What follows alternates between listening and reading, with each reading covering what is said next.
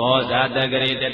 1382ခုနှစ်တပိုတွဲလဆန်း3ရက်နေ့ညချမ်းမန္တလေးမြို့မဟာအောင်မြင်မြို့နယ်တန်လျက်မောအရှိမာလကာချမ်းရက်ွက်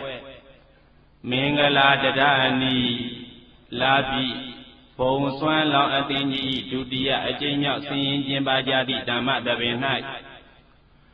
လန္ဒန်ဝင်းရက်ွယ်ကိုဆိုမြင့်မဝေဝေမိသားစုအမှုပြုသောကုသိုလ်ရှင်များ၏ဓမ္မဒါနအမတ္တဒါနအဖြစ်ဖြင့်ဟောကြားအပ်သည်လူချမ်းသာနှင့်လူဆင်းရဲအမည်ရသည့်တရားပါတရားတဲ့တော့ပြောကြတယ်ဒီပုဂ္ဂိုလ်ကဖြင့်သိပြီးတော့ချမ်းသာဒီပုဂ္ဂိုလ်ကဖြင့်သိပြီးတော့ဆင်းရဲတယ်ဆိုပြီးတော့ပြောနေကြချမ်းသာတာရဲ့ဆင်းရဲတာရဲ့ကိုဘာတွေနဲ့တိုင်းတာမလဲငွေကြီးတနာပိုင်ဆိုင်မှုနဲ့တိုင်းတာမလားတိုက်တာချမ်းမြေတွေပိုင်ဆိုင်မှုနဲ့တိုင်းတာမလားဒီပြင်အတွင်းပြင်ပစ္စည်းတွေပိုင်ဆိုင်မှုနဲ့တိုင်းတာမလားမြတ်စွာဘုရားသခင်ကိုတော်မြတ်ကြီးကတော့ဘာတွေနဲ့တိုင်းတာပြီးတော့ပြထားတယ်လဲဆိုတာဒီနေ့ညဟောကြားကြည့်ကြရအောင်နာကြားကြည့်ကြရအောင်လူချမ်းသာနဲ့လူဆင်းရဲအမည်ရသည့်တရားထိုတရားဒေသနာတော်ကိုမောကြားကြသည်မြင်မနာကြားကြသည်မြင်ထိုတရားဒေသနာတော်ကိုဟောကြားတော်မူခဲ့သည့်မဟာကရုဏာလက်ခင်မြတ်စွာဘုရားရှင်ကိုတော်မြတ်ကြီးရဲ့မဟာကရုဏာဂုဏ်ကိုအာယုံပြု၍ရှိခိုးမှုဩန္ဒနာပဏာမဖြင့်ဥစဉ်တို့တရားပွဲဖွင့်လှစ်လိုက်ကြရအောင်ယောကပါကောတိပိယဗမေယံကာလံကရုဏတောအတိဒုက္ခရာနိခေတံကတောလောကဣတာယာနာထောနမောမဟာကာရုဏိကတတတ္တယောနာထောဝိနိယများစွာတတ္တဝါဤချမ်းသာစည်းပွားလိုလားတောင်းတဂုံပေါင်းခါသဖြင့်နာထမြညာခြင်းရှင်တော်မြတ်ဖရာသည်ကပ္ပကောတိပိဂတိကဘာယေအတွက်သင်္ချာတို့ဖြင့်တော်မလေအပမေယံယေအတွက်တိုင်းတာပေါ်ပြခြင်းကမစွမ်းနိုင်ပါသောကာလလေးအသင်္ချေသိမ့်နေကဘာရှိကြသောကာလပတ်လုံးအတ္တိဒုက္ခရာနိဥစ္စာလက်ခြေလက်အင်္ဂါမေတ္တာကြီးမာသမိတာနှင့်တထာဇနီဆွန်ခြင်းကြီးဟုကျေတိထဘွယ်ငါးသွဲဆုအလုံးခဲရင်တော်မူတို့ကုန်ကရုဏတော်ဘုရားပြည့်ရန်ဤတန်ကြိုးကိုအာထုတ်တော်မူရသည်ဖြစ်၍ခေတံလက်ချင်းမျက်လုံးအသက်ဆုံးလျက်နှလုံးစိတ်ဝမ်းကိုယ်တော်ဤပင်မညင်းတော်ကတောဘဝတဏံချိန်ပံများစွာရောက်တော်မူခဲ့ရပါပေပြီမဟာကရုဏိကတတ္တဝါများရင်ဝဲသားခဲ့တော်တဏှာရှိခင်မဟာကရုဏာရှင်ဖြစ်တော်မူသောတသနာထသဝိနိယများစွာတတ္တဝါဤချမ်းသာသည်ပါလိုလားတောင်းတဂုံပေါင်းကသဖြင့်နာထမိညာတို့ရှင်တော်မြတ်ဖရာအားနမောယောတိပြောင်းရော့မှန်ကိုလျော့၍ကတောယောကျိုးရှိခိုးခြင်းသည်အတုဘဝတုစင်စစ်မသွေအပြည့်ကြီးဖြစ်ပါစေဖရာ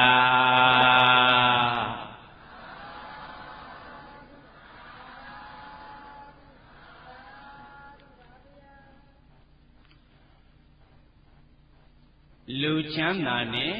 လူဆင်းရဲအမည်ရသည့်တရားဖရာမြတ်စွာကအင်္ဂုတ္တရနိကေတို့သံယုတ်တနိကေတို့မှာဟောကြားထားတဲ့ဒေသနာ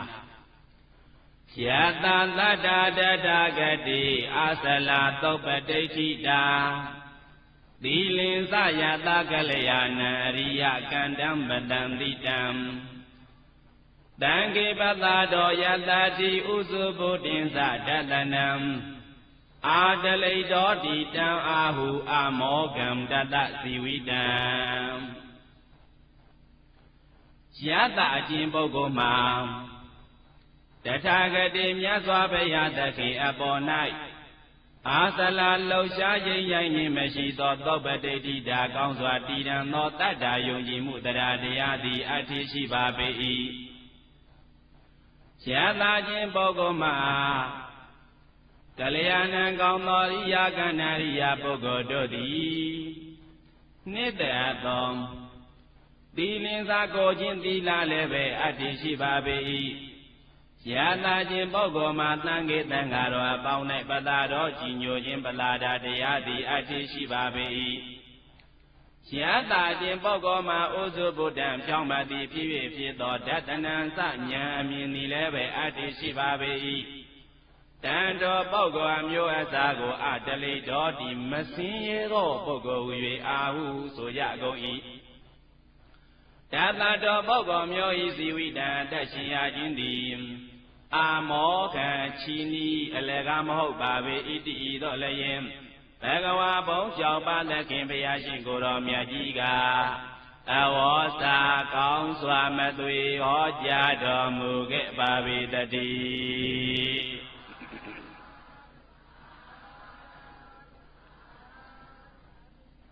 မြတ်စွာဘုရားကပုဂ္ဂိုလ်တဦးတယောက်မှာတဲ့နံပါတ်1မြတ်စွာဘုရားအပေါ်မှာယုံကြည်မှုတရားတရားရှိနံပါတ်2ကိုချင်းသီလလည်းပဲရှိနံပါတ်3တန်ဃာတော်ရဲ့အပေါ်မှာ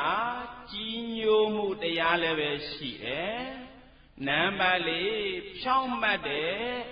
ဉာဏ်အမြင်လည်းပဲရှိတယ်တဲ့အဲ့ဒီအကြောင်းတရား4မျိုးနဲ့ပြည့်စုံရင်အဲ့ဒီပုဂ္ဂိုလ်မျိုးကိုမဆင်းရဲတဲ့ပုဂ္ဂိုလ်ဆိုပြီးတော့မှတ်သားရမယ်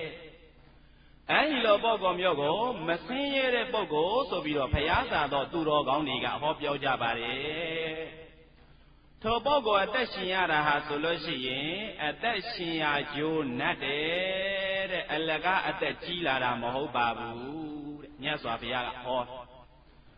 အဲ့တော့တရားနာပိဋကရေလူချမ်းသာရဲ့လူဆင်းရဲဆိုတာရဲ့ကိုယခေါနာကပြောထားခဲ့တဲ့အတိုင်းငွေကြေးတဏှာတွေနဲ့မြတ်စွာဘုရားကတိုင်းတာသလားမတိုင်းတာဘူးနော်သူပိုင်ဆိုင်နေတဲ့အိမ်ယာတိုက်တာတွေနဲ့ဟောတိုင်းတာသလားမတိုင်းတာဘူးနော်သူပိုင်ဆိုင်နေတဲ့ရင်ကြီးရင်ငယ်အသွယ်သွယ်ကားကြီးကားငယ်တွေနဲ့ဟောတိုင်းတာရဲ့လားမတိုင်းတာဘူးသူပိုင်ဆိုင်တဲ့မြေယာတွေနဲ့ဟောတိုင်းတာရဲ့လားမတိုင်းတာမြတ်စွာဘုရားသခင်ကိုယ်တော်မြတ်ကြီးကချမ်းသာတဲ့ပုဂ္ဂိုလ်တဏှာဖြင့်ပြောမယ်ဆိုလို့ရှိရင်မဆင်းရဲတဲ့ပုဂ္ဂိုလ်ဆိုတာကယခုပြောတဲ့အကြောင်းအရာဘယ်နှမျိုးတဲ့တော့4မျိုးနဲ့ပြည့်စုံရင်ဒီပုဂ္ဂိုလ်ဟာမဆင်းရဲဘူးတဲ့အလွန်တရာချမ်းသာတဲ့ပုဂ္ဂိုလ်ပဲသူ့ရဲ့အသက်ရှင်ရခြင်းဟာဆိုလို့ရှိရင်လည်းပဲအလကားကြီးလာခြင်းမဟုတ်ဘူးတဲ့အကျိုးရှိရှိအသက်ရှင်ရကြိုးနတ်တဲ့အသက်ရှိခြင်းမျိုးပဲတဲ့မြတ်စွာဘုရားကဟောကြားထားတယ်ယတသတ္တတထာဂတိအသလသုပ္ပတိဋ္ဌိတာယတခြင်းပုဂ္ဂိုလ်မှာတထာဂတိမြတ်စွာဘုရားသခင်အပေါ်၌အာသလလှူရှားခြင်းရိုင်းမှုမရှိသောပတိဋ္ဌိတာကောင်းစွာတည်တံ့သောတတ္တယုံကြည်မှုတရားတရားသည်အတ္တိရှိပါပေ၏တန်တော်ပုဂ္ဂိုလ်မျိုးကိုအတိုက်လိုက်တော်ဒီမစင်ရဲသောပုဂ္ဂိုလ်ဟူ၍အာဟုဘုရားသာသောသူတော်ကောင်းတို့ကဟောကြားကြပါပေကုန်၏တတတော်ပုဂ္ဂိုလ်ဤဇီဝိတံအသက်ရှင်ရခြင်းသည်လည်းပဲအာမောကံအချီအနိအလကအလဟတမဟုတ်ဣတိဤတော့လည်းယင်ဘဂဝါဘုံကြောင့်ပါသခင်ဘုရားရှင်ကိုယ်တော်မြတ်ကြီးကအဝေါစာကောင်းစွာမသွေဟောကြားတော်မူခဲ့ပါပေတည်း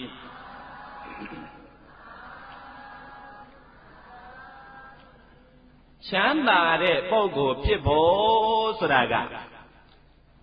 နံပါတ်1အနေနဲ့ဘာလိုအပ်တုံးဆိုလို့ရှိရင်မြတ်စွာဘုရားပေါ်မှာယုံကြည်မှုတရားတရားလိုအပ်ပါတယ်တဲ့ဘာလိုအပ်တုံးမြတ်စွာဘုရားပေါ်မှာယုံကြည်မှုတရားတရားရှိဖို့လိုအပ်ပါတယ်ဟောဒီတရားတရားဆိုတာကလည်းပဲတရားနာပြိတ္တရေပြောထားတာကအစလားတဲ့လှုပ်ရှားရင်းနိုင်မှုမရှိစေရသောပဋိဋ္ဌိတာတဲ့ကောင်းစွာတည်တံ့ပြီးတော့နေရမယ်တဲ့တော်နေတစ်မျိုးခုတစ်မျိုးမဖြစ်ရဘူးပေါ့မြတ်စွာဘုရားသခင်ကိုတော်မြတ်ကြီးရဲ့လက်ထက်တုန်းကကျောင်းတကာကြီးအနာတပိန်တထေးကြီးရဲ့မိတ်ဆွေအပေါင်းအသင်းရောင်းရင်းနေကျောင်းတကာကြီးအနာတပိန်တထေးကနေလာကွာအကြောင်းသွားပြီးတော့တရားနာရအောင်ဆိုပြီးတော့ခေါ်သူတို့ကပထမပိုင်းကိုးကွယ်နေတာကသာသနာ့ဘာဒိဋ္ဌိတွေကိုကိုးကွယ်ပြီးတော့နေတာမြတ်စွာဘုရားစီမှာလာပြီးတော့တရားနာတဲ့ခါကျတော့တရားနာရတာအားရကျေနပ်ပြီးတော့မြတ်စွာဘုရားကိုတပည့်တော်တို့ကိုးကွယ်ပါတယ်ဆိုပြီးတော့မြတ်စွာဘုရားကိုကိုးကွယ်တယ်ဗုဒ္ဓဘာသာဝင်ဖြစ်ပြီးတော့သွားတယ်ပေါ့အဲဒီကနေပြီးတော့မြတ်စွာဘုရားသခင်ကိုတော်မြတ်ကြီးကဟိုးရာဇဂိုပြည်ဘက်ခရီးလဲသွားတော့ဒီတကား900ဘုရားလည်းပဲမရှိရောသူတို့ကိုးကွယ်နေကြဒိဋ္ဌိတွေကိုပဲပြန်ပြီးတော့ကိုးကွယ်အဲ့ဒီလိုတော်နေတစ်မျိုးခုတစ်မျိုးခုဗုဒ္ဓဘာသာဝင်ဖြစ်လိုက်တော်နေအခြားဘာသာဝင်ဖြစ်လိုက်ဆိုလို့ရှိရင်အဲ့ဒီပုဂ္ဂိုလ်မျိုးရဲ့တရားတရားလှုပ်ရှားခြင်းရင်မှုမရှိဘူးလို့ပြောလို့မရဘူးလှုပ်ရှားခြင်းရင်ပြီးတော့နေတယ်အဲ့ဒီလိုမဖြစ်ရမိမိတို့ကိုယ်ွယ်နေတဲ့ဗုဒ္ဓဘာသာဟောဒီဗုဒ္ဓဘာသာလမ်းကြောင်းပေါ်ကနေပြီးတော့ရှောင်လွဲပြီးတော့မသွားရဘူးပေါ့ရှောင်လွဲပြီးတော့သွားမယ်ဆိုလို့ရှိရင်ဒီပုဂ္ဂိုလ်ဒီဆင်းရဲသားပဲနော်ဗုဒ္ဓပေါ်မှာမြတ်စွာဘုရားရဲ့အပေါ်မှာခိုင်ခိုင်မာမာယုံကြည်ပြီးတော့နေတယ်ဆိုလို့ရင်ဒီပုဂ္ဂိုလ်ဒီလူချမ်းသာပဲဆိုပြီးတော့ဒီလိုတတ်မှတ်နေတယ်မြတ်စွာဘုရားအပေါ်မှာလှုပ်ရှားခြင်းရင်မှုမရှိဘူးသိပြီးတော့ခိုင်မာပြီးတော့နေတယ်ဆိုတာကတော့တရားနာပြိတ္တရဲ့အဖြစ်နိုင်ဆုံးကတော့လေသောတာပန်ဖြစ်မှလားခိုင်မာမှာတဲ့ဘာဖြစ်မှခိုင်မာမှာတော့သောတာပန်မှမဖြစ်ဘူးပုထုသင်နေဆိုလို့ရှိရင်တော့အဲ့လိုခိုင်မာဖို့ဆိုတာကခဲရင်းတယ်သို့တော်လည်းပဲခဲရင်မင်ခဲရင်တော်လည်းပဲမိမိတို့ရဲ့ကိုးကွယ်နေတဲ့ဗုဒ္ဓဘာသာကိုဘာလို့ဆိုလို့ရှိရင်စိတ်ထဲကနေဆွဲဆွဲမြဲမြဲယုံကြည်ပြီးတော့နေရမယ်နေနိုင်အောင်ကြိုးစားကြရမယ်ပေါ့အဲဒီလိုမဟုတ်ဘဲနဲ့ဗုဒ္ဓဘာသာဝင်တော့ဖြစ်ကြပါရဲ့တရားနာပြီးတတ်တယ်ဗုဒ္ဓဘာသာဝင်မိဘတွေကဗုဒ္ဓဘာသာဝင်ဘိုးဘွားတွေကနေပြီးတော့မွေးဖွားပြီးတော့လာတဲ့အတွက်ဗုဒ္ဓဘာသာဝင်တွေတော့ဖြစ်ကြပါရဲ့သို့တော်လည်းပဲမြတ်စွာဘုရားပေါ်မှာနှစ်ကာယုံကြည်မှုကမရှိဘူးအကြောင်းအားလျော်စွာအခြားဘာသာကြားတွေနဲ့ဆက်ဆံပြီးတော့ဘာသာကြားတွေနောက်ပါသွားမယ်ဆိုလို့ရှိရင်ဒါကလှုပ်ရှားခြင်းရင်ပြီးတော့နေတယ်နော်အဲ့ဒါဆိုလို့ရှိရင်ဒါမြတ်စွာဘုရားကဆင်းရဲသားပဲဆိုပြီးတော့ဒီလိုပြောတာဖွဲဘုံပေါ်မှာငုံတိုင်ကိုစိုက်မယ်ဆိုရင်တရားနာပြိတ္တရေငြိမ်မလားမငြိမ်ဘူးနော်ဘာမှမဟုတ်ဘဲနဲ့သူ့ရဲ့စေတနာတရားကငကိုယ်လုံးကမှမိယောဖလားဆိုပြီးတော့ဖြစ်ပြီးတော့နေတဲ့ခါကျတော့ခိုင်ခိုင်မာမာစိုက်ပြီးတော့မထားဘူးအဲဒီလိုအချိန်မှာဘာသာကြားတွေနဲ့ဆက်ဆံပြီးတဲ့အခါကျတော့ဘာသာကြားတွေပြောရပါသွားတယ်ဆိုလို့ရှိရင်အခြားဘာသာကြားတွေကနေပြီးတော့လေနဲ့တိုက်ပြီးတော့လှဲလိုက်မယ်ဆိုလို့ချင်းလဲပြီးတော့ရိုင်ကျသွားတယ်ဆိုရင်ဒါလူချမ်းသာဖြစ်ပါအောင်မလားမဖြစ်နိုင်တော့ဘူးဆင်းရဲသားဖြစ်သွားပြီဆင်းရဲသားဖြစ်သွားပြီအဲဒီတော့ယခုနကလို့ပြောခဲ့တဲ့အတိုင်းဘုရားပေါ်မှာခိုင်ခိုင်မာမာကြီးယုံကြည်ရမယ်ဆိုတာကတော့အမြင့်ဆုံးအ ਨੇ ဆုံးအပြင်ပြောမယ်ဆိုရင်သောတာပန်ဖြစ်မှပဲခိုင်မာမှာ သောတာပန်ဖြစ်ပင်မဖြစ်တော်လည်းပဲတရားနာပိတ္တရေမိမိတို့ကဗုဒ္ဓဘာသာဝင်တာမင်ညမဖြစ်စေပဲနဲ့ဖရာအကြောင်းတရားအကြောင်းတန်ခါအကြောင်းကိုတေးသေးချာချာစစ်စစ်ပေါက်ပေါက်လေးလာပြီးတဲ့ခါကျတော့ထားမယ်ဆိုလို့ရင်ဖရာပေါ်မှာယုံကြည်မှုအားကကောင်းပြီးတော့မလာနိုင်ဘူးလားလာနိုင်တယ်အဲ့ဒီလိုမှမဟုတ်ဘူးဆိုလို့ရှိရင်အခြားဘာသာဝင်တွေနဲ့တချို့ဘာလို့ဆိုလို့ရှိရင်စီးပွားရေးယာတွေနဲ့ဆက်ဆံရတယ်စီးပွားရေးယာနောက်ပါသွားတချို့ကြတဲ့ခါကျတော့လူမှုရေးယာတွေနဲ့ဆက်ဆံကြတယ်ဆက်ဆံကြတဲ့ခါကျတော့ပါပြီးတော့သွားတာတွေမရှိဘူးလားရှိတယ်သူတို့ထဲမြန်ပါသွားလို့မို့သူတို့ကဗုဒ္ဓဘာသာဖြစ်လာဖို့ဆိုတာမရှိဘူးနော်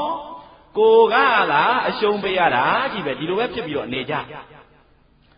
အဲ့လိုဘာသာရေးတွေလူမှုရေးတွေစီးပွားရေးတွေဘာရေးတွေညာရေးတွေကြောင်းပြူပြီးတော့ဗုဒ္ဓဘာသာဘက်ကိုကြောခိုင်းပြီးတော့သွားမယ်ဆိုလို့ရှိရင်အဲ့ဒါဟာလူစင်းရဲပါတဲ့လူချမ်းသာမဟုတ်ပါဘူးတဲ့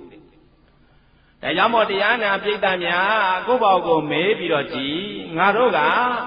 လူချမ်းသာဖြစ်အောင်ကြိုးစားမလားဆင်းရဲသားဖြစ်အောင်ကြိုးစားမလားဆိုတာဒါကိုယ့်ဘောက်ကိုမေးပြီးတော့ကြည့်ရမယ်မေးပြီးတော့ကြည့်ပြီးတော့လည်းပဲကိုယ့်ကိုယ်ပြန်ပြီးတော့သေသေးချာချာစောင့်တည်ရမယ်ငါဆင်းရဲသားတော့လုံးဝမဖြစ်စေဘူးချမ်းသာတဲ့ပုဂ္ဂိုလ်ပဲဖြစ်စေမယ်ဆိုပြီးတော့ဒီလိုကြိုးစားရမှာပေါ့ယခုနကပြောခဲ့တဲ့အတိုင်းဘုရားပေါ်မှာခိုင်ခိုင်မာမာယုံကြည်တယ်ဆိုတာကသောတာပန်ပုဂ္ဂိုလ်အစဉ်တန်းမျိုးမှပို့ပြီးတော့ခိုင်မာမြတ်စွာဘုရားသခင်ကိုတော်မြတ်ကြီးရဲ့လက်ထက်တုန်းကသူရံဘတ်ထာဆိုတဲ့တကားတယောက်ရှိတယ်တထေးတယောက်ရှိတယ်သူရံဘတ်ထာကမူလကတော့ဘာသာကြားပဲမြတ်စွာဘုရားသခင်ကိုတော်မြတ်ကြီးကတနေ့ကျတော့လောကကြီးကိုကြည်တော်မူတော့သူရံဘတ်ထာအကျိုးတရားရမယ်ကြီးကိုမြင်တော်မူတယ်မြင်တော်မူတဲ့အခါကျတော့မနေ့မှာသွန်ခံကြွသွားတဲ့ခါကျတော့သူရံဘတ်ထာရဲ့အိမ်ကိုသွန်ခံကြွသွားတယ်ဗုဒ္ဓဘာသာဝင်တော့မဟုတ်ဘူးအဲ့ဒီတကားကြီးကသို့တော်လည်းပဲတဲ့သူရံဘတ်ထာကမြတ်စွာဘုရားကိုမြင်တော့သူကစဉ်းစားယဟန်ဂေါရမကတော့အိမ်ကြွလာပြီကတော်ဆုံးလို့ပြောလို့ကတော့မတော်ဘူးတဲ့ဘာဘူးလို့တော့ဆိုရင်ယဟန်ဂေါရမဟာတဲ့လောကမှာအလွန်တရာထင်ရှားကြော်ကြားတဲ့ပုဂ္ဂိုလ်အချမ်းအယံကလည်းပဲအလွန်တရာပေါ်များတဲ့ပုဂ္ဂိုလ်ပဲ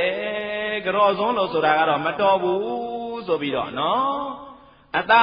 လေးမြတ်စွာဘုရားကြွလာတဲ့အခါကြတော့ခိုက်တော့မြတ်စွာဘုရားကိုတေးသေးချာချာကြိုးဆိုပြီးတော့တပိတ်ကိုယူပြီးတော့အိမ်မှာမြင်းမြတ်တဲ့နေရာမှာသရင်30ပြီးတော့ရှ िख ုဥချသွန်တော်ဘာတို့ကိုစက္ကလူတန်းတဲ့မြတ်စွာဘုရားကတရားဓမ္မတွေဟောဒီတိုင်းပဲမြတ်စွာဘုရားတခင်ကိုတော်မြတ်ကြီးရဲ့လက်ထက်တုန်းကဆိုလို့ရှိရင်သာသနာ့ဘဒိဋ္ဌိတွေမြတ်စွာဘုရားလာတာကိုသိပြီးတော့လိုလားကြဘာလို့လို့ဆိုရင်မြတ်စွာဘုရားကစဉ်းစားပြီးတော့ကြည်လေလူဘဝတုန်းကလည်းပဲမင်းညီမင်းသားဘဝနော်လူအထက်တန်းလွာကနေပြီးတော့ကာမဂုဏ်တွေခွာရှောင်ပြီးတော့တင်ငန်းဝင်လာတာကိုဉာဏ်ပြပြန်တော့လည်းပဲဟောလောကသုံးပါးမှာအထွတ်အထိပ်အမြတ်ဆုံးတတိတွေကကိုယ်ွယ်ကြတယ်တကြွယ်တွေကကိုယ်ွယ်ကြတယ်ဟောဘယင်ကိုယ်တိုင်ကကိုယ်ွယ်ကြတယ်ဆိုတော့ဘယင်ကိုယ်တိုင်ကိုယ်ွယ်တဲ့ပုဂ္ဂိုလ်ဆိုတော့ဘယ်သူကမှအထင်မသေးရတော့ဘူးဒါကြောင့်မို့သာသနာ့ဘာအယူရှိနေတဲ့ဒိဋ္ဌိတွေသူတို့ကြောင့်မြတ်စွာဘုရားလာပြီဆိုရင်ပြပြတလဲပဲခီးဥကြိုဆိုကြတာဒီလိုဒိဋ္ဌိကိုကိုးကွယ်ကြတဲ့တရားဓမ္မတွေလည်းပဲအိမ်ကိုကြွလာပြီမြတ်စွာဘုရားကြွလာပြီဆိုလို့ရှိရင်သူတို့ပြပြတလဲပဲကြိုဆိုကြသူရံပဋ္ဌာကလည်းပဲအဲ့ဒီအတိုင်းပဲဘုရားကိုကြီးညိုပင်မကြီးညိုတော့လည်းပဲဩယဟန်ဂေါရမဟာဆိုလို့ရှိရင်လောကမှာအလွန်တရာထင်ရှားကြော်ကြားတဲ့ပုဂ္ဂိုလ်အချမ်းအယံကလည်းပဲအလွန်တရာပေါ်များတဲ့ပုဂ္ဂိုလ်ဒီလိုပုဂ္ဂိုလ်မျိုးကိုမကြိုးဆိုလို့တော့မတော်ဘူးဆိုပြီးတော့ကြိုးဆိုပြီးတော့အိမ်ထဲမှာပင်မြင်းမြတ်တဲ့နေရာမှာသရင်30ပြီးတော့ရှ िख ုဥချတယ်သွန်တော်ဘာတို့ဆက်ကပ်ပြီးတော့ရိုးရိုးသေးသေးထိုင်ပြီးတော့နေအဲ့ဒီအချိန်မှာမြတ်စွာဘုရားသခင်ကိုတော်မြတ်ကြီးကသူ့စရိုက်နဲ့လျောညီအောင်တရားဓမ္မဟောပြောတယ်တဲ့ Chế bà rì mì gà lè bè biết dòng nè bốc gò phiền nì rò Tìa nà tí tà yì Tìa đà mà nà chà yin Khán nà gò bà mà mì mì yè nhàn gò sai Bì rò chi lại đè khá chà rò Tó đà bàn phiết tòa rè Bà phiết tòa bì rò Tó đà bàn phiết tòa rè Tó đà bàn phiết tòa bì Sò yin yè khoan nà gà biò kè rè Đài Tìa nà bì tà yì Bố đà bà là Tây bì rò khai miết tòa bì nó Bè ní nè mà đi bố đà bà là gỗ Chó khai bì rò mà tòa này nó bố Đà sinh ra Đà gà tìa miết mà sò lô xin Tìa đà mà đi tòa bì rò á thâu chà Tìa đà mà đi tòa bì rò á thâu Bì rè khá chà rò Eri yà nè bì rò bà tìa nà kè rè Nhà tìa nà kè rè Sò bì rò lè bè biò chà Hò nào bái hình chà rè khá chà rò Bà là chà rì nè in nòng chà Bì rò bà là chà nòng bà tòa rè Sò yin đà tìa nà bì tà yì Tà bà wá chà yè lá Mà chà bù Cô mì màu gò tè yè lá Sò rà mà xin nà nè mù lá Xin nà nè nè Ê rò tu ràn bà chà Tó đà bàn phiết tòa Tó đà bàn phiết Bì rò miá xòa bì á tì kì Cô rò miá chí gà lè bè Tìa đà mà hò chà Bì rò nì yà gà thả Cháu nò piàn tòa Miá xòa bì á piàn chòa tòa rò Lá rà gà bà dù gà là rò Sò rò mà nè gà là rà Mà nè gà xin ra Tu ràn bà chà gà Nè cô rò ngà rò yè lưu Tì nè Yà hàn có mà tu ing ngô sông khăn tòa rè Tìa đà mà rì lè bè hò biò lại Tu ràn bà chà bà lùa chì nì xì bì rò nì tà lè mà tì bù Ngà rò lè thè gà miàn lột tòa bì là Tu ràn bà chà tìa tu tìa mià tì miàn Tì rù nhàn rù tì miàn Yà tòa bì là mà tì bù Ngà tòa bì rò sông zang ông mà bè Sò bì rò nó Mà nà gà lì Tìa nà bì tà yì Xà xà bào bào nó Tu cô tu miá xòa bè á tuyên lỗ hoặc tu áo Rồi bị đỏ tàn này miá phản sinh nè Lẽ khả nà đó chỉ nghe đi nè Bị đá khai đó dòng chỉ đó đi gà lẽ bà tập bia lô Bị đá khai đó dòng đi gà lẽ tập bia lô Bị đỏ miá xòa bè á tuyên phản sinh Bị đá khai đó tu ràng bà thà in phiền bị đỏ nguyên hóa Nguyên hóa đó tu ràng bà thà gà Tình nè gà bóng miá xòa bè phiền bị đỏ chua là bì Đi lô chá rồi xin ra Bè nè Phè á xin nì sô ra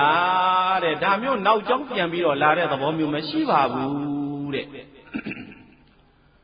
Bè lô cái xa nè mià miá xòa bè phiền bì đỏ chua là ra bà lên nông Sô bì đỏ bia bia tà lê bà bè Tu gà khí ú chô sô mù biu đế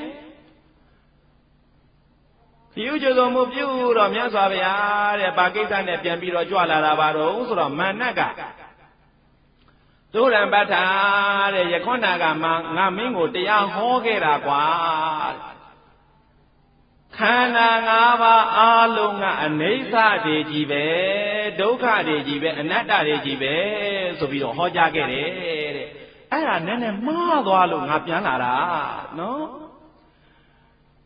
Khán nà ngà bà rè mà sô lô xin Á lô ngà nấy xa mò bù Nấy xa lô khó rè miế Khai mà rè tà bó tìa rì lè bè Xì đế rè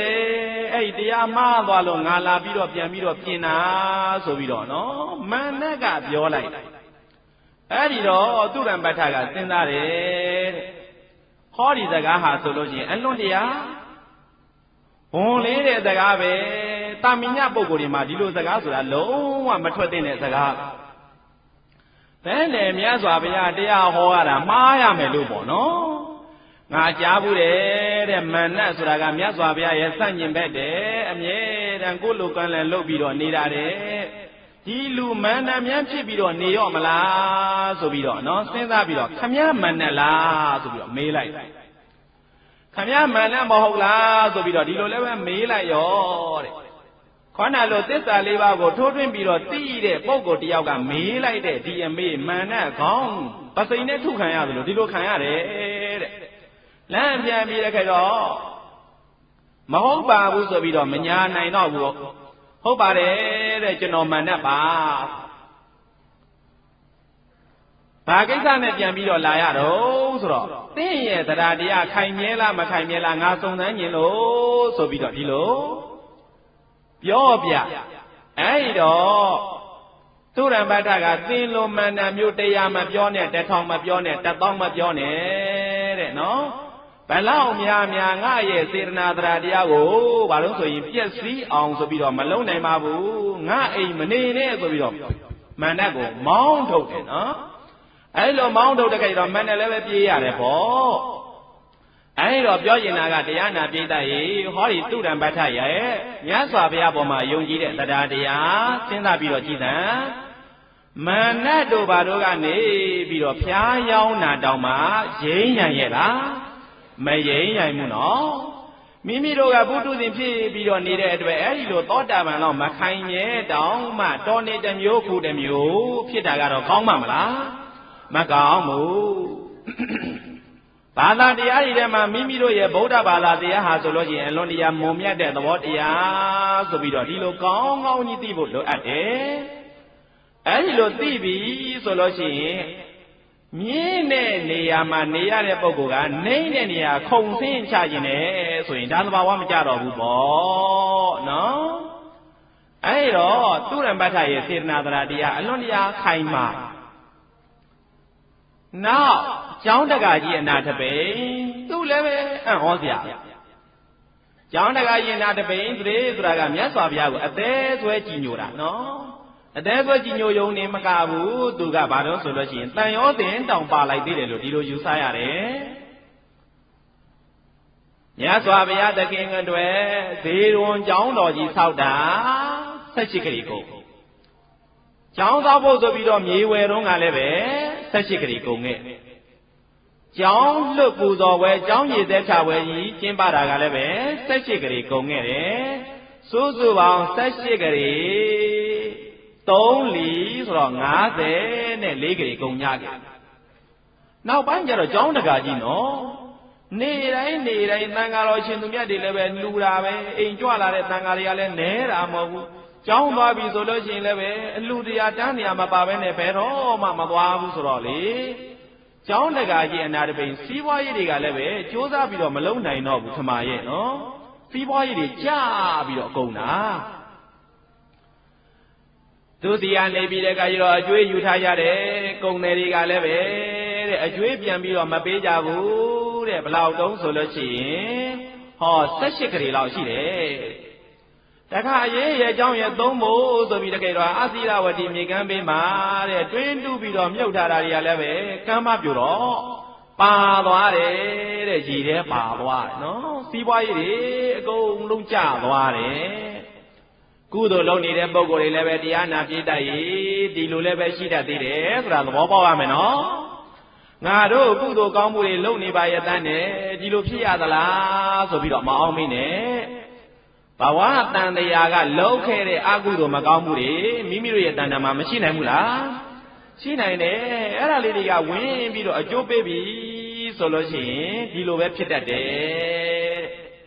မိမိတို့ကကုသိုလ်ခိုင်နိုင်မှာလားကြိုးစားပြီးတော့နေမယ်ဆိုလို့ရှိရင်အဲ့ဒီအန္တရာယ်တွေကမကြမတင်ပဲပျက်စီးပြီးတော့သွားပုံမှန်ပဲကလေးအတိုင်းပဲပြန်ပြီးတော့ဖြစ်လာနိုင်တယ်အဲ့တော့ကျောင်းတကာကြီးအနာတပိန်တည်းအဲ့ဒီလိုဖြစ်ပြောเสียရှိတာကဘာပြောเสียရှိတော့ဆိုလို့ရှိရင်ကျောင်းတကာကြီးအနာတပိန်တည်းရဲ့အိမ်ကတဲ့တတိုင်း9ထပ်ရှိတတိုင်း9ထပ်ရှိတဲ့အခါကျတော့4ခုမြောက်တတိုင်းမှာစောင်းတဲ့နတ်ကလေအနာတပိန်တည်းကြီးရဲ့အိမ်ကိုမြတ်စွာဘုရားသခင်ကိုတော်မြတ်ကြွလာတယ်ယဟန်တော်တွေကြွလာတယ်ဆိုတော့ရင်သူကဘုံမိမ့်မှန်ပေါ်မှာအမိန်ကားထိုင်လို့မရဘူးအမြဲတမ်းစိမ့်သိမ့်ပြီးတော့ပေးရတာကိုတကောရှင်ဝါအာနာသီလသိက္ခာသမာဓိသိက္ခာပညာသိက္ခာအားကောင်းတဲ့အရှင်ကောင်းရှင်မြတ်တွေလာတဲ့အခါကျတော့ဟောကလေးတွေဆွဲပြီးတဲ့ခဲ့တော့မြေကြီးပေါ်မှာစိမ့်သိမ့်ပြီးတော့ပေးရတော့သူကမကျေနပ်ဘူးပြစ်ပြီးတော့နေတာအဲဒီလိုမကျေနပ်ရာကနေပြီးတော့နာတပိန်တည်းကြီးကိုပြောချင်တာချမ်းသာပြီးတော့နေတဲ့ခါကျတော့ပြောလို့ကလည်းမရနိုင်ဘူးဆိုပြီးတော့အသာလေးလက်လျှော့ပြီးတော့နေတာနာတပိန်တည်းကြီးနောက်ပိုင်းစီးပွားရေးတွေသိပြီးတော့ကျသွားအလူတန်းဆိုလို့ရှိရင်ကောင်းကောင်းမလူတန်းနိုင်တော့ဘူးတဲ့ငကိုတော့ကလူတန်းမယ်ဆိုလို့ရှိရင်ဓာန်ပေါထမင်းတို့ဒီလိုဟင်းကောင်းနေဒီလိုနေနဲ့လူတန်းသူလူတန်းနဲ့လူကတော့ဘာပဲရှိတော့တော့ဆိုလို့ရှိရင်သကွဲသမင်းနဲ့ပုံရင်ဟင်းလောက်ဒါတော့ပဲလူတန်းနိုင်တယ်သမင်းချမ်းဟင်းချမ်းဒါပဲလူတန်းနိုင်တော့တဲ့အနေထားရောက်ဒါလည်းပဲတဲ့အလူတန်းကို तू မရဘူး အဲ့ဒီအနေထားမျိုးရောက်တဲ့ခါကျတော့ယခောနာကတကားဆောင်နတ်ပေါ့နော်တကားမုတ်ဆောင်တဲ့နတ်ကအနာတပိန်တထေကြီးကိုသွားပြီးတော့ပြောတာပြောပုံကအနာတပိန်တထေကြီးရဲ့တိုက်ခန်းနဲ့ညအိတ်ကြီးသွားပြီးတော့ကိုရောင်ကိုဝါတွေနဲ့သွားပြီးတော့ပေါ်တယ်ဟာခမရဘယ်သူတော့ကျုပ်လေးခုမြောက်တကားမုတ်မှာစောင့်နေနတ်သားဖြစ်ပါတယ်နတ်ဖြစ်ပါတယ်ဘာလို့မလို့လားတော့တင်တထေးကြီးကိုအဆုံးအမဩဝါဒပေးခြင်းလို့လာပါတယ်ဆိုတော့ဒါဆိုလို့ရှိရင်ဆုံးမဩဝါဒပေးပါတဲ့ဆုံးမဩဝါဒတောင်းတော့နတ်ကဘာပြောတော့ဆိုလို့ရှိရင်တထေးကြီးတဲ့သင်ဟာဆိုလို့ရှိရင်တဲ့ကိုယ့်ရဲ့နောက်ခါဘယ်အချိန်ဘလို့ဖြစ်မယ်ဆိုတာကြည့်ပေါ်မရဘူးတဲ့နောင်တစ်ချိန်မှာကိုယ်ဘာဖြစ်မယ်ဆိုပြီးတော့ကြည့်ပေါ်မရဘူးတဲ့ယဟန်ဘောရမရဲ့အဆုံးအမသာသနာမှာကြီးပဲနင်းငံပြီးတော့လူနေတာတန်းနေတာတဲ့ဒါကြောင့်မို့သင်မှာဆိုလို့ရှိရင်ပစ္စည်းဥစ္စာတွေကခမ်းပါပြီးတော့သွားတယ်ဒါတောင်မှအလှအတန်းကမရသေးဘူးတဲ့ဒီလိုသာဆက်ပြီးတော့လူတန်းပြီးတော့နေမယ်ဆိုလို့ရှိရင်တော့တဲ့ဟောနောက်ဆိုလို့ရှိရင်တောင်းစားရလိမ့်မယ်တဲ့ဒါကြောင့်မို့တထေးကြီးအနေနဲ့ပြောချင်တာကတော့ဒီကရှိဆိုလို့ရင်ယဟန်ကောရမနဲ့တကွသံဃာတော်ရှင်သူမြတ်တွေသူ့ရဲ့တပည့်တာဝကတွေအိမ်နဲ့လုံးဝအဝယ်မခံနဲ့ဒီကရှိဆိုလို့ရှိရင်ယဟန်ကောရမနဲ့တကွတာဝကတွေအတွက်ပိုက်ဆံလေးတပြားတစ်ချက်မှမလူမတန်းတော့နဲ့စီးပွားရေးသာဆက်ပြီးတော့ကြိုးစားပါအဲ့လိုကြိုးစားမယ်ဆိုလို့ရင်ပင်ကိုဘဂရီအတိုင်းပြန်ပြီးတော့ချမ်းသာလာနိုင်ပါသေးတယ်နော်နတ်ကနော်လာပြီးတော့ကျောင်းတကာရင်နာတပိန်လာပြောဒီလိုနဲ့မျိုးကလည်းရှိသေးတယ်တရားနာပြည့်တတ်ရေနတ်ဆိုတိုင်းနော်အကုန်လုံးအကောင်းကြီးဆိုပြီးတော့နော်အောင်းမေ့ပြီးတော့မနေကြနဲ့အခြားကုသိုလ်ကံလေးဘာမှမဟုတ်တဲ့ကုသိုလ်ကံလေးကဝင်ပြီးတော့အကျိုးပေးလို့ဆိုပြီးတော့နတ်ဖြစ်တာလည်းပဲရှိတတ်တာပဲနော်အဲ့တော့ဒီနတ်ကအနာတပိန်တရေကြီးကိုဒီလိုလာပြီးတော့ပြောအဲ့ဒါနာတပင်တရေကြီးကစူးစူးဆိုင်ဆိုင်နားထောင်ပြီးတော့ပြီးလည်းပြီးရောငါ့ကိုပေးမဲ့ဩဝါဒကဒါလားတဲ့ဟုတ်ပါတယ်ဩဒါဆိုလို့ရှိရင်တဲ့သင်လိုပုဂ္ဂိုလ်မျိုးနဲ့ငါအိမ်ထဲမှာမနေခြင်းဘူးတဲ့နော်ငါလိုပုဂ္ဂိုလ်မျိုးကိုစေတနာတရားကနေပြီးတော့ရိမ့်ရိုင်ပြီးတော့သွားအောင်သင်လိုပုဂ္ဂိုလ်မျိုးတရားမကနဲ့1000 1000တောင်မှတတ်နိုင်မှာမဟုတ်ဘူးဒါကြောင့်မို့သင်ဟာငါအိမ်မှာမနေတော့နဲ့ဆိုပြီးတော့နှင်ထုတ်ကြလိုက်တယ်အဲဒီမှာဆိုလို့ရင်လည်းပဲကြည်သမ်းမှာအကြောင်းတကာကြီးအနာတပိန်တော့နတ်ကနေပြီးတော့ဆွဲဆောင်ပြီးတော့စီးယုံတာတောင်မှမြတ်စွာဘုရားပေါ်မှာယုံကြည်မှုတရားမပြတ်ဘူးပေါ့အဲ့ဒီတော့ခိုင်မာဖို့ဆိုတာကတော့တရားနာပြည့်တတ်ရင်သောတာပန်ဖြစ်မှာပဲခိုင်မာမှာပဲသို့တော်လည်းပဲသောတာပန်မဖြစ်လည်းပဲမိမိတို့ပုထုဇဉ်အနေနဲ့အဲ့ဒီလိုခိုင်မာအောင်ကြိုးစားကြဖို့လိုအပ်တယ်ဆိုတဲ့အကြောင်းပြောရမယ်ပေါ့ယခောနာကပြောတဲ့အတိုင်းဖွဲပုံပေါ်မှာစိုက်ထားတဲ့ငုတ်တိုင်လို့နည်းနည်းလေးလေဝေးလိုက်တာနဲ့တပြိုင်နက်လဲသွားမြင်းရဲ့ကြောက်ကုန်းပေါ်မှာဖယုံသီးတို့ဘာလို့ပြန်တင်မယ်ဆိုလို့ရင်မတီရနိုင်သလိုဟိုဘက်လိမ့်ဒီဘက်လိမ့်လိမ့်သလိုခဏခဏလိမ့်ပြီးတော့နေတယ်အဲ့တော့တော်နေဗုဒ္ဓဘာသာဝင်ဖြစ်လိုက်တော်နေဘာသာကြားဖြစ်လိုက်ဆိုလို့ရှိရင်အဲ့ဒီပုဂ္ဂိုလ်ဟာဆိုရင်သူ့ရဲ့တရားဟာမခိုင်မြဲဘူးဆင်းရဲတာဖြစ်ပြီမြတ်စွာဘုရားလက်ထက်တုန်းကမြတ်စွာဘုရားကိုကိုးကွယ်ကြတဲ့ပုဂ္ဂိုလ်တွေကဘယ်လိုပြောတော့ဆိုလို့ရှိရင်တပည့်တော်ဘုရားကိုကိုးကွယ်ပါတယ်တရားကိုကိုးကွယ်ပါတယ်သံဃာကိုကိုးကွယ်ပါတယ်တဲ့တစုံတယောက်သောပုဂ္ဂိုလ်ကနေပြီးတော့အလွန်တရာထက်မြလာတယ်ဒါနဲ့နောက်ကနေပြီးတော့ချိန်ရွယ်ပြီးတော့လေမင်းဘုရားကိုဘုရားမဟုတ်ဘူးလို့ပြောရမယ်တရားကိုတရားမဟုတ်ဘူးလို့ပြောရမယ်သံဃာကိုသံဃာမဟုတ်ဘူးလို့ဆိုပြီးတော့ပြောရမယ်မပြောဘူးဆိုလို့ရှိရင်တော့ဟောဤဒါနဲ့လေပင်ကိုဖြတ်မှာဆိုပြီးတော့ချင်း6တောင်းမှတပည့်တော်ဘုရားကိုကိုးကွယ်ခြင်းတရားကိုကိုးကွယ်ခြင်းသံဃာကိုကိုးကွယ်ခြင်းကနေပြီးတဲ့ခါကျတော့မရဆိုင်ပါဘူးတပည့်တော်ရဲ့စေတနာတရားဒီလောက်ခိုင်ပါပါတယ်ဆိုပြီးတော့ဒီလိုပြောကြနော်အဲ့တော့တရားနာပိဋကများ ကိုပါကိုပြီးတော့ကိုစဉ်းစားပြီးတော့အမေးပြေထုတ်ကြည့်တို့အဲ့ဒီလောက်အထိခိုင်မာနိုင်မလားစီးပွားရေးတွေကျ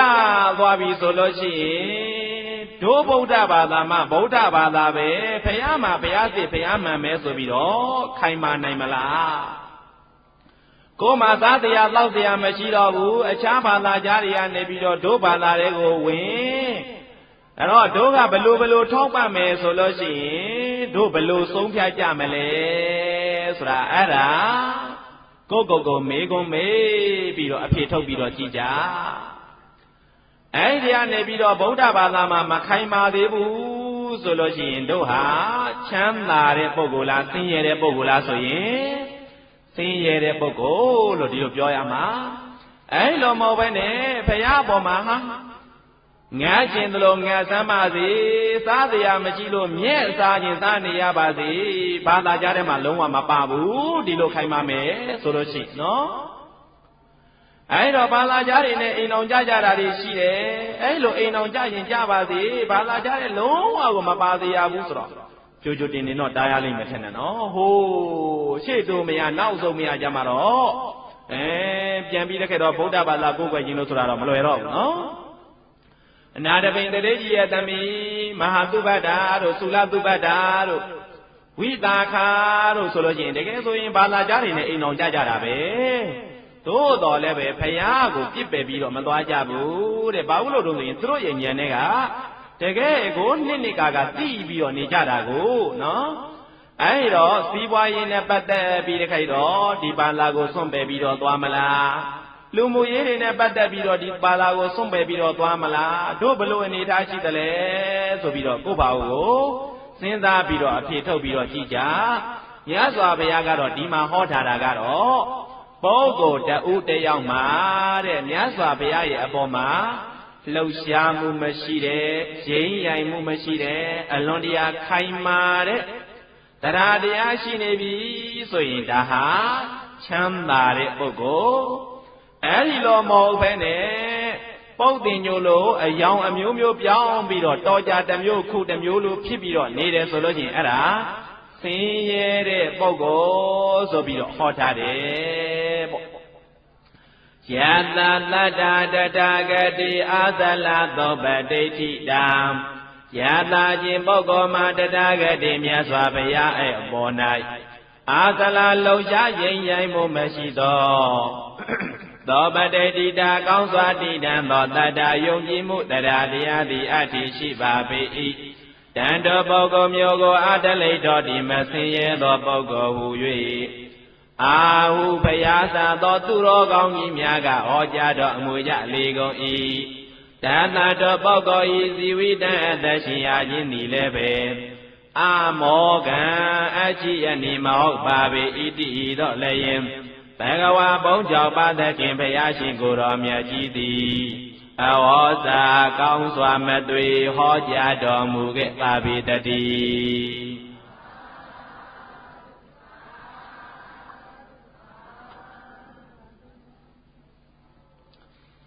အဲ့ဒီလိုပုဂ္ဂိုလ်ရဲ့အသက်မွေးခြင်းဟာအသက်ရှင်ရခြင်းဟာဆိုလို့ရှိရင်လည်းပဲအကျိုးရှိတဲ့အသက်ရှင်ရခြင်းပဲအဲ့ဒီလိုမဟုတ်ပါပဲနဲ့တော်နေတစ်မျိုးကိုတစ်မျိုးဆိုလို့ရှိရင်အဲ့ဒီပုဂ္ဂိုလ်ရဲ့အသက်ရှင်ရခြင်းဟာဆိုလို့ရင်အကျိုးမရှိဘူးတဲ့အလကားအသက်ရှင်ရခြင်းပဲတဲ့မြတ်စွာဘုရားကဟောကြားတယ်ဒါကနံပါတ်1နောက်နံပါတ်2ကသီလင်္သာယတကလျာဏအရိယကန္တံပတံတိတံယတာခြင်းပုဂ္ဂိုလ်မှာအရိယကန္တံသီလင်္သာယတကလျာဏအရိယကန္တံပတံတိတံယတာခြင်းပုဂ္ဂိုလ်မှာကလျာဏကောင်းသောအရိယကန္တံအရိယပုဂ္ဂိုလ်တို့သည်နိတ္တသောပတံတိတံဘုရားသာသောသူတော်ကောင်းကြီးများကရှိမွန်သောသီလင်္သာကိုခြင်းသီလလည်းပဲအတ္တိရှိပါပေ၏တန်တော်ပုဂ္ဂိုလ်မျိုးကိုအတလိတော်ဒီမဆင်းရဲသောပုဂ္ဂိုလ်ဟူ၍အာဟုဘုရားသာသောပုဂ္ဂိုလ်များကဟောကြားကြပါပေကုန်၏တတ္တတော်ကိုခြင်းသီလနှင်းပြေဆုံးသောပုဂ္ဂိုလ်၏ဇီဝိတံအတ္တရှင်ရခြင်းသည်လည်းပဲအာမောကံအချိယနိမဟုတ်ပါပေ၏ဤသော ဘဂဝါဘုံကြောင့်ပါသခင်ဘုရားရှင်ကိုယ်တော်မြတ်ကြီးကအဝေါစာကောင်းစွာမသွေဟောကြားတော်မူခဲ့ပါပေတည်း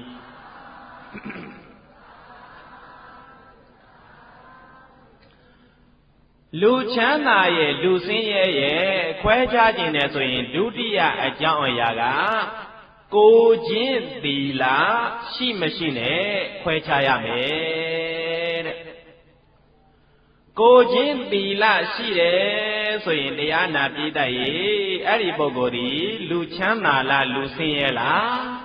လူချမ်းသာနော်ကိုချင်းသီလပြည့်ရွင်ပြီးတော့နေတယ်ဆိုလို့ရှိရင်ဒီပုဂ္ဂိုလ်ဒီလူချမ်းသာလားလူဆင်းရဲလားဆိုရင်လူဆင်းရဲဒီလိုမှတ်ရဒီမှာပြောထားတာကသီလင်္စယတကလျာဏံအရိယကန္တံပတံတိတံတဲ့ကလျာဏံအလွန်တရာကောင်းတဲ့အရိယကန္တအရိယပုဂ္ဂိုလ်တွေကနေပြီးတော့နှစ်သက်တဲ့ပတံတိတံဘုရားစာတော်သူတော်ကောင်းတွေကချီးမွမ်းတဲ့သီလံကိုချင်းသီလကိုချင်းသီလဆိုတော့များများစားစားမဟုတ်ပါဘူးတဲ့တရားနာပြည့်တတ်ရင်၅ပါးသီလပါတဲ့ဘာသီလတွေတော့၅ပါးသီလခိုင်ခိုင်မာမာရှိပြီးတော့နေတယ်ဆိုလို့ရှိရင်ငေါဒီပုဂ္ဂိုလ်ဒီချမ်းသာတဲ့ပုဂ္ဂိုလ်ပဲအဲ့တော့တရားနာပြည့်တတ်တွေကလည်းဆင်းရဲစားရမှာဒီချက်နဲ့ဆိုလို့ရှိရင်တော့တို့ဟာလူချမ်းသာလားလူဆင်းရဲလားဒါစဉ်းစားရဟောဒီသီလဟာတာမင်ညမဟုတ်ဘူးရဲ့နော်ကလျာဏကောင်းတယ်တဲ့အရိယကန္တအရိယပုဂ္ဂိုလ်ကြီးနှစ်သက်ကြတယ်တဲ့၅ပါးသီလ၅ပါးသီလဆိုပြီးတော့အထင်မသေးနဲ့ဟောဒီ၅ပါးသီလကလည်းပဲမက်ဖို့နိဗ္ဗာန်အထိရောက်အောင်ပို့ပြီးတော့ပေးနိုင်တယ်၅ပါးသီလလေးမြန်ဆိုပြီးတော့အထင်မသေးကြနဲ့နော်၅ပါးသီလလေးကိုနိုင်အောင်ထိဖို့ဆိုတာကတော်တော်ကြီးမလွယ်တာအဲ့ဒါလူဘဝမှာဆိုလို့ရှိရင်ပို့ပြီးတော့ဒါမလွယ်သေးတယ်နော်ငယ်ငယ်တုန်းကစဉ်းစားတယ်ငယ်ငယ်တုန်းကဥသိန်းတို့စဉ်းစားတယ်ယဟန်ဘဝကမလွယ်ဘူးကွာလို့သိက္ခာပုဒ်တွေကထင်ရတာနဲပါဘူးလို့နော်220ခွန်နဲ့သွယ်ရှိတယ်ယဟန်နေထင်ရတဲ့သိက္ခာပုဒ်ပေါင်းဘယ်လောက်ရှိတော့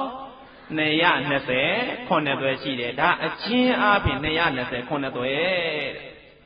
အကျယ်အားဖြင့်ပြောမယ်ဆိုလို့ရှိရင်ဂတိ9000ကျော်ရှိတယ်တဲ့အကျယ်ဘယ်လောက်ရှိတော့နဲပါဘူးနော်ယဟန်နေစောင့်ထင်ရတဲ့သီလအဲ့တော့စဉ်းစားတယ်ယဟန်ဘဝကမလွယ်ဘူးစောင့်ထင်ရတဲ့သီလတွေကအလွန်တရာများတယ်လူဘဝဆိုလို့ရှိရင်တော့မစိုးဘူး၅ပါးတဲ့ထိန်ရမှာဆိုပြီးတော့အောင်းမေးခဲ့မိတယ်ကြီးတော့ခါကျတော့ပြန်ပြီးတော့စဉ်းစားတော့လူဘဝဆိုလို့ရှိရင်၅ပါးတောင်မှထိန်ဖို့ဆိုတာကမလွယ်ပါလားဆိုတာတော်တော်လေးစဉ်းစားမိသွားနော်အဲ့တော့၅ပါးသီလဆိုပြီးတော့တရားနာပြီးတတ်ရင်အထင်မသေးနဲ့ဟောဒီ၅ပါးသီလဟာအရိယာပုဂ္ဂိုလ်တွေကအလွန်တရာသဘောကျတဲ့သီလအရိယာပုဂ္ဂိုလ်တွေကဘယ်လိုသဘောကျတော့ဆိုလို့ရှိရင်ဆိုကြပါစို့ဒီဘဝကနေကွယ်လွန်အောင်တော့တဲ့နောက်ဘဝမှာသူတို့ဟာ၅ပါးသီလမပြတ်ဘူးတဲ့မြဲရင်ပဲတဲ့အဲ့တော့ဘဝတပါးရောက်တောင်မှအရိယာပုဂ္ဂိုလ်တွေဟာဒီ၅ပါးသီလကိုမဆွန့်တဲ့အတွက်ဟောဒီ၅ပါးသီလကိုအရိယကန္တသီလလို့ခေါ်ရတယ်။ပါသီလတွေတော့အရိယကန္တသီလအရိယကန္တသီလဆိုတော့သီလနဲ့ပတ်သက်ပြီးတော့မြတ်စွာဘုရားကတော့ဘယ်လိုဟောတော့ဆိုလို့ရှိရင်နေရာတကာမှာဟောတာကအခန္ဓာမကြိုးရဘူးတဲ့တစ်ချက်နော်ဣသိဒ္ဓတဲ့မပေါက်ရဘူးတဲ့သီလထိန်းတဲ့အခါကျတော့အသဗလာတဲ့မပြောက်ရဘူးတဲ့အကမ္မတာမကြားရဘူးတဲ့စုစုပေါင်းဘယ်နှမျိုးလဲတော့၄မျိုးနော်ဒါကြောင့်မို့သီလပေးတဲ့ခါကျတော့ပြောတယ်လေမကျိုးမပေါက်မပြောက်မကြားမပြောဘူးလားကျိုးတာကအဓိပ္ပာယ်တစ်မျိုးပေါက်တာကအဓိပ္ပာယ်တစ်မျိုးပြောက်တာကအဓိပ္ပာယ်တစ်မျိုးကြားတာကအဓိပ္ပာယ်တစ်မျိုးဘယ်နှမျိုးရှိတော့၄မျိုးရှိတယ် ကိုချင်းသီလနဲ့ပတ်သက်ပြီးတော့ပြောရမယ်ဆိုလို့ရင်အဲ့လိုကျိုးလည်းပဲမကျိုးတင်နဲ့တဲ့မြတ်စွာဘုရားကအခန္ဓာပေါက်လည်းပဲမပေါက်တင်နဲ့တဲ့အစ္စိတ္တပျောက်လည်းပဲမပျောက်စေနဲ့တဲ့အတ္တပလကြားလည်းပဲမကြားစေနဲ့တဲ့အကမ္မာတာဒါဖြင့်ကျိုးတယ်ပေါက်တယ်ပျောက်တယ်ကြားတယ်ဆိုတာဘလို့အဓိပ္ပာယ်ရှိတော့ဆိုလို့ရှိရင်တရားနာပိဋကရဲ့မှတ်ကြည့်အောင်နော်တို့ကဥပုပ်နေတယ်ဥပုပ်နေတိုင်းဥပုပ်သီလတွေမယူကြဘူးလားယူကြတယ်နော်အခါအားလျော်စွာလည်းပဲ၅ပါးသီလတွေမယူကြဘူးလားယူကြတယ်ဒါအဲ့တော့အဓိပ္ပာယ်သိတင်တာပေါ့ကျိုးတယ်ဆိုတာဘာလဲပေါက်တယ်ဆိုတာဘာလဲပျောက်တယ်ဆိုတာဘာလဲကြားတယ်ဆိုတာဘာလဲဆိုလို့ရှိဥပမာမယ်၅ပါးသီလဆိုကြပါစို့အစဆုံးတစ်ပုဒ်ရဲ့နောက်ဆုံးတစ်ပုဒ်ရဲ့ပြည့်စည်တာကကျိုးတာ၅ပါးသီလဆိုလို့ရင်ပထမဆုံးသိက္ခာပုဒ်ကပါဏာတိပါဒသိက္ခာပုဒ်ဟိုးနောက်ဆုံးသိက္ခာပုဒ်ကဗာသိက္ခာပုဒ်တော့သူရာမေရိယသိက္ခာပုဒ်အဲ့လိုပထမဆုံးသိက္ခာပုဒ်ပဲဖြစ်ဖြစ်နောက်ဆုံးသိက္ခာပုဒ်ပဲဖြစ်ဖြစ်ပြည့်စည်တယ်ကျိုးပြတ်သွားတယ်ဆိုလို့ရင်အဲ့ဒါခန္ဓာ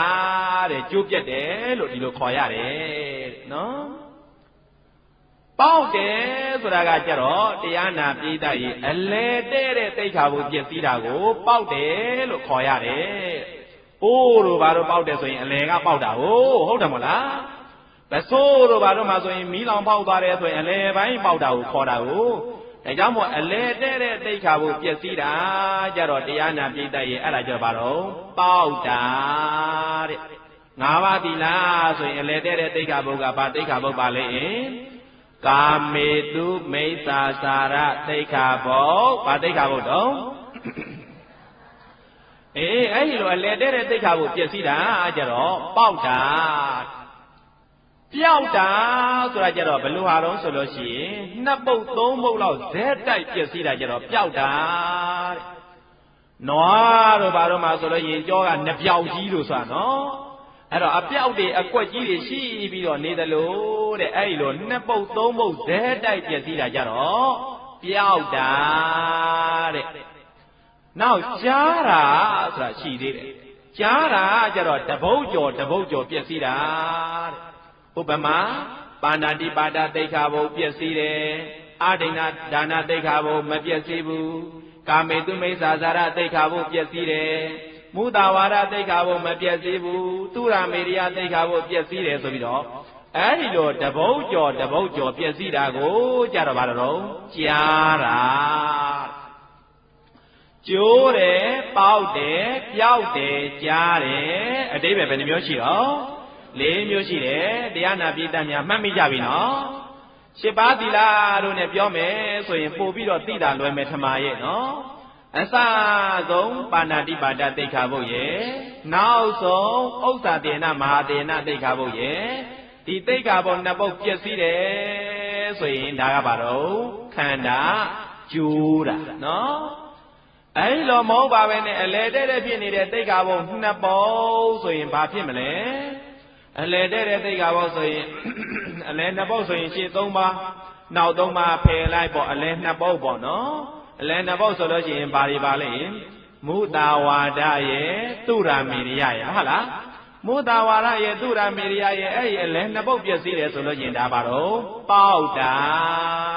ပစိုးတို့ဘာတော့အလဲကပေါက်သွားသလိုအိုးတို့ဘာတော့အလဲကနေပြီးတော့ပေါက်သွားသလိုဒါမျိုးကိုပေါက်တာလို့ဒီလိုခေါ်ရ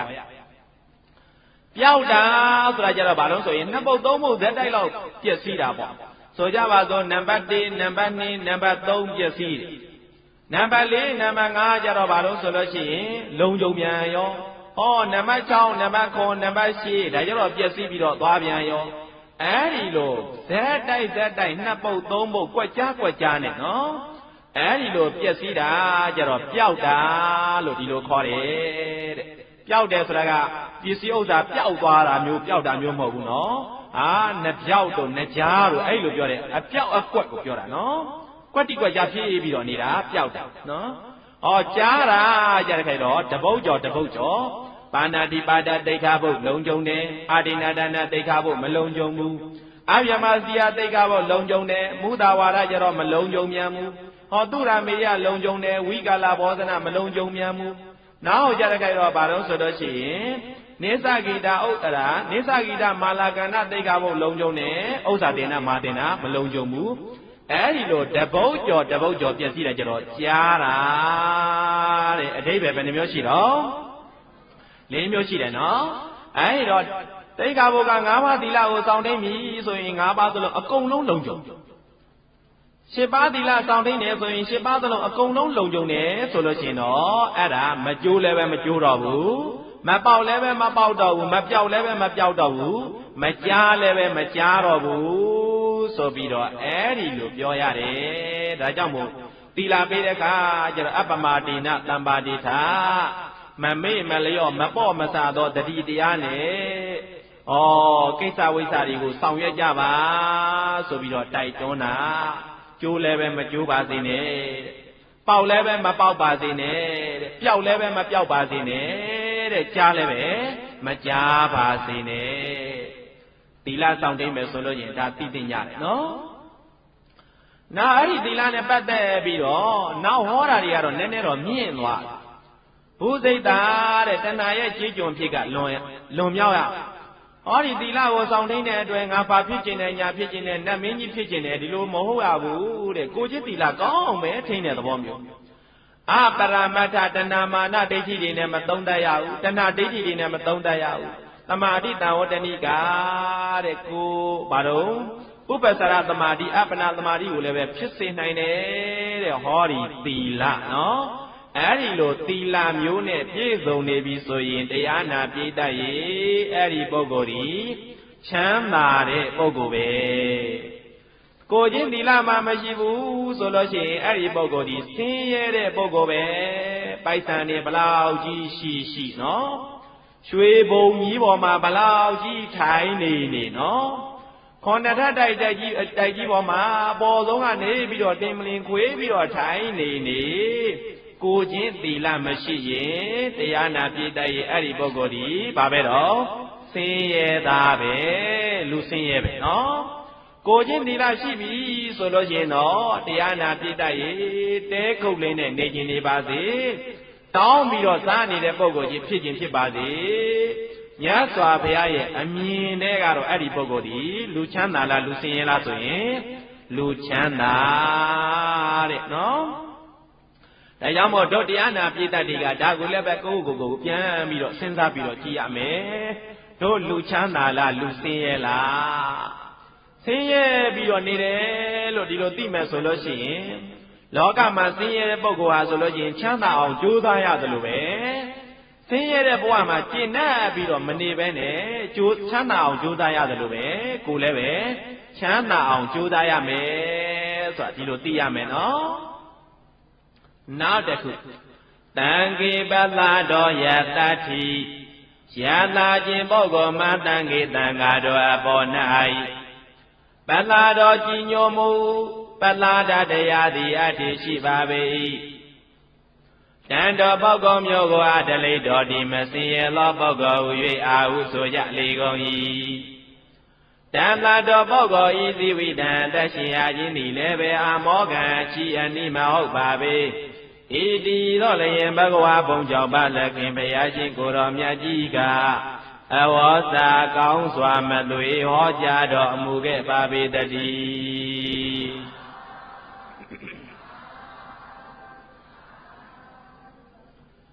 နံပါတ်3ချမ်းသာတဲ့ပုဂ္ဂိုလ်ဆင်းရဲတဲ့ပုဂ္ဂိုလ်ဆိုတာဘာနဲ့တိုင်းတာမလဲဆိုတော့မြတ်စွာဘုရားကလေတန်ဃာတော်တွေရဲ့အပေါ်မှာကြီးညိုမှုရှိရင်ဒီပုဂ္ဂိုလ်ဟာချမ်းသာတဲ့ပုဂ္ဂိုလ်ပဲတဲ့တန်ဃာတော်ရဲ့အပေါ်မှာကြီးညိုမှုမရှိဘူးဆိုရင်ဒီပုဂ္ဂိုလ်ဟာဆင်းရဲတဲ့ပုဂ္ဂိုလ်ပဲပြန်ပြီးတော့ပြောပါမယ်တန်ဃာတော်ရဲ့အပေါ်မှာကြီးညိုမှုရှိတယ်ဆိုရင်ဒီပုဂ္ဂိုလ်ဒီပါလေတော့ချမ်းသာတဲ့ပုဂ္ဂိုလ်ကြီးညိုမှုမရှိဘူးဆိုလို့ရှိရင်ဆင်းရဲတဲ့ပုဂ္ဂိုလ်တဲ့အဲဒီတော့ကလည်းပဲတို့တရားနာပြည့်တတ်ဒီနေရာမှာတန်ဃာဆိုတာကဘာကိုခေါ်တာတော့ဆိုတာလည်းသိသိနေတယ်နော် တန်ခါဆိုတာကသင်ညာဟောနေတဲ့ပုဂ္ဂိုလ်တွေကိုတန်ခါဆိုပြီးတော့အဓိကဆိုလိုတာမဟုတ်ဘူးဗုဒ္ဓံတရဏံကိစ္ဆာမိဓမ္မံတရဏံကိစ္ဆာမိသံဃာတရဏံကိစ္ဆာမိမှာပါနေတဲ့တန်ခါဆိုတာကအရိယာပုဂ္ဂိုလ်တွေကိုခေါ်တယ်။ဘာတွေကိုခေါ်တာတော့မေဃထံပုဂ္ဂိုလ်ဘယ်နှယောက်တော့4ယောက်ဖလထံပုဂ္ဂိုလ်က4ယောက်ဒီပုဂ္ဂိုလ်တွေကိုအရိယာတန်ခါလို့ခေါ်တန်ခါတရဏံကိစ္ဆာမိတန်ခါတရဏံကိစ္ဆာမိဆိုတာကအဓိကအဲ့ဒီတန်ခါတွေကိုပြောတာဒါဖြစ်ရင်အဲ့ဒီလိုမတ်ဖို့နိဗ္ဗာန်ကိုမျက်မှောက်မပြုရသေးတဲ့ပုဂ္ဂိုလ်တွေကြတော့တန်ခါလို့မခေါ်နိုင်ဘူးလားဆိုလို့ရှိရင်သူတို့လည်းပဲတဲ့ဒီလိုမတ်ဖို့ကိုရဖို့ဆိုပြီးတော့ရည်မှန်းပြီးတော့သင်္ကန်းဝါဒဖြစ်ပြီးတော့နေတဲ့အတွက်တဲ့ဒီအတိုင်းအဝိုင်းထဲမှာပါသွားပြီဆိုပြီးတော့ဒီလိုအောင်းမရမှာပါအဲ့တော့တခါတည်းကျတော့တချို့ကတန်ခါဆိုတာကိုမှန်မှန်ကန်ကန်မသုံးတတ်တတ်ဘူးမှန်မှန်ကန်ကန်မသုံးတတ်တတ်တော့တန်ခါဆိုတာကမြန်မာလိုပြောမယ်ဆိုလို့ရှိရင်အဖွဲ့အစည်းကိုပြောတာနော်တန်ခါဆိုတာကအပေါင်းအစုအဖွဲ့အစည်းကြီးညစွာဗျာတင်ဤထောင်ထားတဲ့ဒီအဖွဲ့အစည်းကြီးတစ်ခုလုံးကိုတန်ခါလို့ခေါ်အဲ့ဒီမှာသူတော်ကောင်းတွေပါတယ်ယဟန္တာပုဂ္ဂိုလ်တွေပါတယ်အဲ့တော့ရတ္တမက္ခဏံပုဂ္ဂိုလ်တွေပါတယ်အနာဂံပုဂ္ဂိုလ်တွေပါတယ်အနာဂါမိဖလတမက္ခဏံပုဂ္ဂိုလ်တွေပါတယ်အောက်ဆုံးသောတပတ္တိမက္ခဏံပုဂ္ဂိုလ်တွေပါတယ်အရိယာပုဂ္ဂိုလ်ရှိရအဲ့လိုအရိယာပုဂ္ဂိုလ်မဟုတ်တဲ့ပုဂ္ဂိုလ်တွေလည်းပါတယ်ပေါ့နော်ဒီအဖွဲ့အစည်းကြီးတစ်ခုလုံးကိုဘာလို့ခေါ်ရတော့တန်ခါလို့ခေါ်ရအဲ့ဒါကိုမှန်မှန်ကန်ကန်မသိတော့တခါတည်းမိမိမျက်စိထဲမှာအမြင်မတော်တဲ့ကိုတော်လေးတွေမြန်တွေ့ပြီဆိုတော့ကြည်စမ်းမှာတန်ခါတွေကဒီလိုဖြစ်တတ်တယ်နော်ကြည်စမ်းမှာတန်ခါတွေကအတန်ခါဝီနီးကိုကောင်းကောင်းမကျင့်ကြဘူးဆိုပြီးတော့တန်ခါတွေကိုလုံးချတကယ်ကတော့တန်ခါဆိုတာကပုဂ္ဂိုလ်ကိုပြောတာမဟုတ်ပါဘူးတန်ခါဆိုတာကအဖွဲ့အစည်းတစ်ခုကိုပြောတာဒါကြောင့်မို့လူကြမယ်တန်းကြမယ်ဆိုလို့ရင်ပုဂ္ဂိုလ်ကိုမယီမန်းနဲ့တဲ့နော်ဟောဒီမြတ်စွာဘုရားတီထောင်ထားခဲ့တဲ့အဖွဲ့အစည်းကြီးကိုလူတန်းပါတယ်ဆိုပြီးတော့တန်ခိကဒါနမြောက်လူတန်းညာဆိုတာဥပမာမယ်တရားနာပိဋကတွေကမိမိတို့ရဲ့အိမ်မှာဆွမ်းကပ်ကြပြီဆိုရင်ခုလူတန်းနေတာဟာဆိုလို့ရင်ဒီကိုယ်တော်တွေကိုလူတန်းနေတာမဟုတ်ဘူးမြတ်စွာဘုရားရဲ့တန်ခါအဖွဲ့အစည်းကြီးကိုလူတန်းနေတာဆိုပြီးတော့ဒီလိုအာယုံယူလိုက်မယ်ဆိုရင်အဲ့ဒီလိုလူတန်းရတဲ့ဒါနဟာရှင်သာရိပုတ္တရာတို့ကိုလူတန်းရလည်းမရောက်ဘူးလားရောက်တယ်နော်ရှင်မောဂလန်တို့လိုရှင်အာနန္ဒာတို့လိုဒီပြင်ယဟန္တာသောတာပန်တဂရကအနာဂံဒါတွေကိုလည်းပဲလူတန်းရရောက်တယ်ဒါကြောင့်မို့တဲ့လူကြပြီတန်းကြပြီဆိုရင်တန်ဃာတွေကိုရည်မှန်းပြီးတော့လူတန်းရတယ်ဆိုတာဒီလိုပြောတာနော်ပုဂ္ဂိုလ်ကိုရည်မှန်းမယ်ဆိုရင်စိတ်စေတနာကပြတ်သားမှုဆိုတာကအရှိကျင်မှရှိမှာဒါကြောင့်မို့တော့ဒီမှာလာပြေဘုံစွမ်းလောင်းအသိနဲ့ဆုံးလောင်းကြပြီဆိုလို့ရှိရင်ရဟန်းတော်တွေကြွလာပြီဆိုရင်တန်ခါအဖွဲ့အစည်းတွေကကိုတော်တွေအလူကံကိုစားကြွလာတာပါလားလို့ဒီလိုများအောင်းပေးလိုက်မယ်ဆိုရင်တရားနာပြည့်တတ်ရေအဲ့ဒါတန်ကြီးကဒါနမဖြစ်ဘူးလားဖြစ်တယ်ငါတို့မြတ်စွာဘုရားကိုမပီလိုက်ရဘူးနာလိုက်လေနော်ဘုရားမှုရှိတဲ့တန်ဃာတော်တွေကိုဆုံးမကပ်လိုက်ရဘူးနာလိုက်လေဆိုပြီးတော့မအောင်မင်းနဲ့အားငယ်စရာမရှိဘူးနော်ယခုတန်ဃာတွေယဟန်တော်တွေကိုဆုံးလောင်းမယ်ဆိုလို့ရှိရင်လည်းပဲကိုကမြတ်စွာဘုရားတီထောင်ထားခဲ့တဲ့အဖွဲ့အစည်းကြီးထဲမှာရှိကြတဲ့ပုဂ္ဂိုလ်တွေကိုလှူဒန်းနေတာဆိုပြီးတော့မြန်ဒီလိုအာယုံယူနိုင်မယ်ဆိုလို့ရှိရင်ပါတယ်တော့မြတ်စွာဘုရားနဲ့တော့ကတန်ဃာတော်တွေကိုလှူဒန်းရရောက်ပါတယ်တဲ့ဒိဋ္ဌံတေနေဗုဒ္ဓေသာပိသမေစိတ်တေသမေဖလံစေတောပဏိတိဟေတုဟိတတ္တာကိသန္တိသောကတေမြတ်စွာဘုရားထင်ရှားရှိတာမရှိတာကအဓိကမဟုတ်ပါဘူးတဲ့လူကြတဲ့တန်းကြတဲ့ပုဂ္ဂိုလ်တွေကမိမိတို့ရဲ့စိတ်ကိုဘုရားမှုရှိတဲ့တန်ဃာတော်တွေကိုလူနေရတာပါလားဆိုပြီးတော့ဒီလိုစောင့်တည်ထားနိုင်မယ်ဆိုလို့ချင်းအဲ့ဒီလိုဘုရားမှုရှိတဲ့တန်ဃာတော်တွေကိုလူနေရတာလို့အကျိုးကြီးပါတယ်ဆိုပြီးတော့ဒီလိုဆိုထားတယ်နော်သင်္ကန်းကိုကတ်ကြပြီဆိုလို့ရှိရင်တန်ရောတင်တယ်ဘယ်ကိုယ်တော်ကိုကတ်တယ်ဆိုပြီးတော့ဒီလိုသဘောမထားပဲနဲ့တန်ကြီးကဒါနမြောက်လူတန်းတယ်ဆိုလို့ရှိရင်ဒါတန်ကြီးကဒါနဖြစ်သွားတာပဲပေါ့ အဲ့ဒါကိုမှန်မှန်ကန်ကန်မသုံးတတ်ကြတော့တချို့ကရေးကြတယ်စာရေးဆရာယရဏ၃ပါးရှိတယ်ဖယားရဲ့တရားရဲ့တန်ခါဖယားကိုလည်းပဲကြည်ညိုလို့ရပါတယ်တဲ့တရားကိုလည်းပဲကြည်ညိုလို့ရပါတယ်ဟောတန်ခါကြတဲ့ခိုက်တော့ကြည်ညိုရတာကလွတ်လွတ်လပ်လပ်ကြည်ညိုလို့မဖြစ်နိုင်ဘူးတဲ့ဘာလို့လဲတန်ခါလေးကကြီးများတယ်တဲ့သွန်ကိုင်အေးပြန်ပြီပေါ့ပြန်ပြီငန်းပြန်ပြီချင်းပြန်ပြီတူပြန်ပြီဆိုပြီးတော့နော်အဲ့ဒီလိုအမျိုးမျိုးကြီးများတတ်တယ်တဲ့ဒါကြောင့်မို့တန်ခါတွေကိုကြတဲ့ခါကျတော့ကောင်းကောင်းကြည်ညိုလို့မရဘူးဆိုပြီးတော့စာရေးဆရာကြီးတယောက်ရေးဘူးလေနော်အဲ့ဒါသူတန်ခါဆိုတာကိုခွဲခြားပြီးတော့မသိလို့ဒါဒီလိုရေးတာပါဆိုပြီးတော့ပြောရမယ်အဲ့တော့တရားနာပြည်တန်များကဆွန်လောင်းသင်းမှာကြွလာရပြီဆိုရင်ကိုယ်ကြီးလေးတွေလားလည်းပဲဒါတန်ကြီးကဒါနာအာယုံယူပြီးတော့လူရနိုင်အောင်ကြိုးစားရမှာပဲကိုရင်လေးတွေဆိုပြီးတော့အထင်မသေးလဲရဘူးကိုရင်လေးတွေကိုဖယ်ထားမယ်ဆိုရင်တရားနာပြည်တတ်ရေယခုနော်သာသနာထိတ်ကောင်နေဆရာတော်ကြီးတွေရှိနိုင်မှာမလားမရှိနိုင်ဘူးနော်သာသနာထိတ်ကောင်နေဆရာတော်ကြီးတွေအဘိဓမ္မာရထဂုရုကြီးတွေသာသနာပိုင်ဆရာတော်ကြီးတွေဆိုတာကိုရင်လေးဘဝကနေပြီးတော့ဖြတ်တန်းပြီးတော့သွားရတာပဲမဟုတ်ဘူးလားကိုရင်လေးတွေအလကားပဲအဲ့တော့တပိတ်ပိုက်ပြီးတော့ဟိုပြေးဒီပြေးပြီးတော့နေတာပဲဆိုပြီးတော့ကိုရင်လေးတွေကိုဖယ်ပြီးတော့မထားရဘူးလူရဲ့သဘာဝကတော့ဘယ်လိုဖြစ်တတ်တော့ဆိုလို့ရှိရင်ကြော်ကြားပြီးတော့လာပြီဆိုရင်လူချင်းတန်းကျင်တဲ့ပုံကိုယ်တွေကပေါ်ပါအဘိဓမ္မာမဟာရထဂုရုတဲ့သာသနာပိုင်ဆရာတော်ဘုရားကြီးဆိုလို့ရှိရင်လူမဲ့တမ်းမဲ့ပုံကိုယ်တွေကပေါ်တယ်ဟိုမှာမစားနိုင်တော့ဘူးနော်စားနိုင်တဲ့ကိုရင်လေးတွေကြတော့မလူချင်းမတန်းကျင်ကြဘူးဒီလိုဖြစ်ပြီးတော့နေတယ်အဲ့တော့ဒုတရားနာပြည်တတ်တွေမှတ်သားပြီးတော့ထားရမှာကအနာဂတ်သာသနာအတွက်ဒီကိုရင်လေးတွေဟာဆိုလို့ရှိရင်မျိုးဆက်သစ်လေးတွေပါလားသာသနာရဲ့အတွင်းလူအနေနဲ့ခိုင်မာသာသနာတော်ကိုထိမ့်သိမ်းဆောင်ကြောင်းကြိုက်မဲ့ပုံကိုယ်တွေပါလားဆိုပြီးတော့ဒီလိုသဘောထားပြီးတော့ယုံကြည်ရမယ်ကြည်ညိုရမယ်ဒီကဆရာတော်ကြီးများကဗာပြောတော့ဆိုလို့ရှိရင်ဘဂဝတောအပရပါကိဗုဒ္ဓဓမ္မရတနာနံပိဓမ္မတိကမောတံဃရတနာတိနောကုတိနာယုံကြည်မန္လာမင်းတို့ရဲ့အင်ကြီးဥယျာဉ်အစုံမှာတဲ့မြတ်စွာဘုရားသခင်ကိုတော်မြတ်ကြီးချုပ်ငိမ့်ပြီးတော့သွားတဲ့အခါကာလရဲ့နောက်မှာဆိုလို့ရှိရင်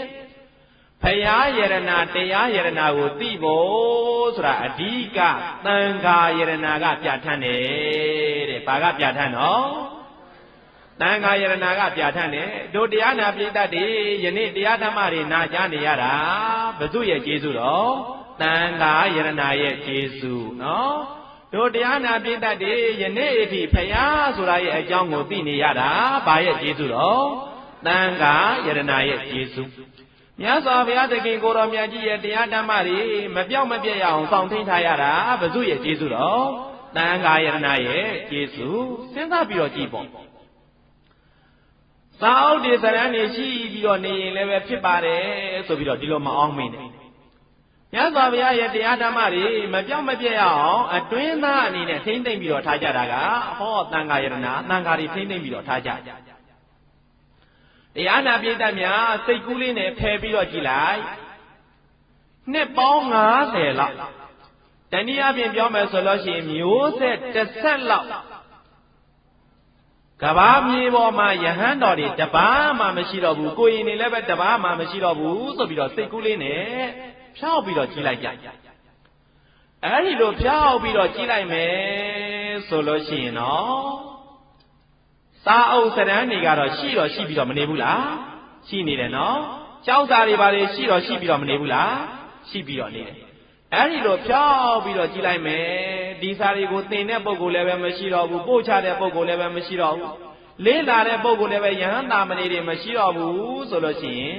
နှစ်ပေါင်း90လောက်ကြာသွားတယ်ပြတ်သွားတယ်ဒီမျိုးဆက်ပြတ်သွားတဲ့ကာလမှာဟောဒီစာတွေရဲ့အဓိပ္ပာယ်ကြီးပေါ်လို့ရနိုင်မှာမလားမရနိုင်တော့ဘူးနော်ဥပမာမယ်ဆိုကြပါစို့တရားနာပိဋကတ်များမြေကြီးတွေပါတွေကနေတူးတော့ရှေးဟောင်းကြောက်စာတွေမတွေ့ကြဘူးလားတွေ့ကြတယ်ပကံခေတ်ကနေပြီးတဲ့ခါကျတော့ရေးထိုးထားတဲ့ကြောက်စာတွေ အဲ့တော့ပင်ရခေတ်ကအင်းဝခေတ်ကသခိုင်းခေတ်ကဒီရင်ကနေပြီးတော့ရေးထိုးထားတဲ့ကြောက်စာတွေဆိုပြီးတော့တွေးကြတယ်နောက်လူတွေဖတ်လို့ရရဲ့လားမရဘူးနော်အဓိပ္ပာယ်တွေမနှဲပေါ်ပြီးတော့မယူရဘူးလားယူရတယ်ကြောက်စာကိုမြင်လိုက်ယုံလေးနဲ့ဒါဘာတွေရေးထားတာဘာတွေရေးထားတာဆိုတာသိကြရဲ့လား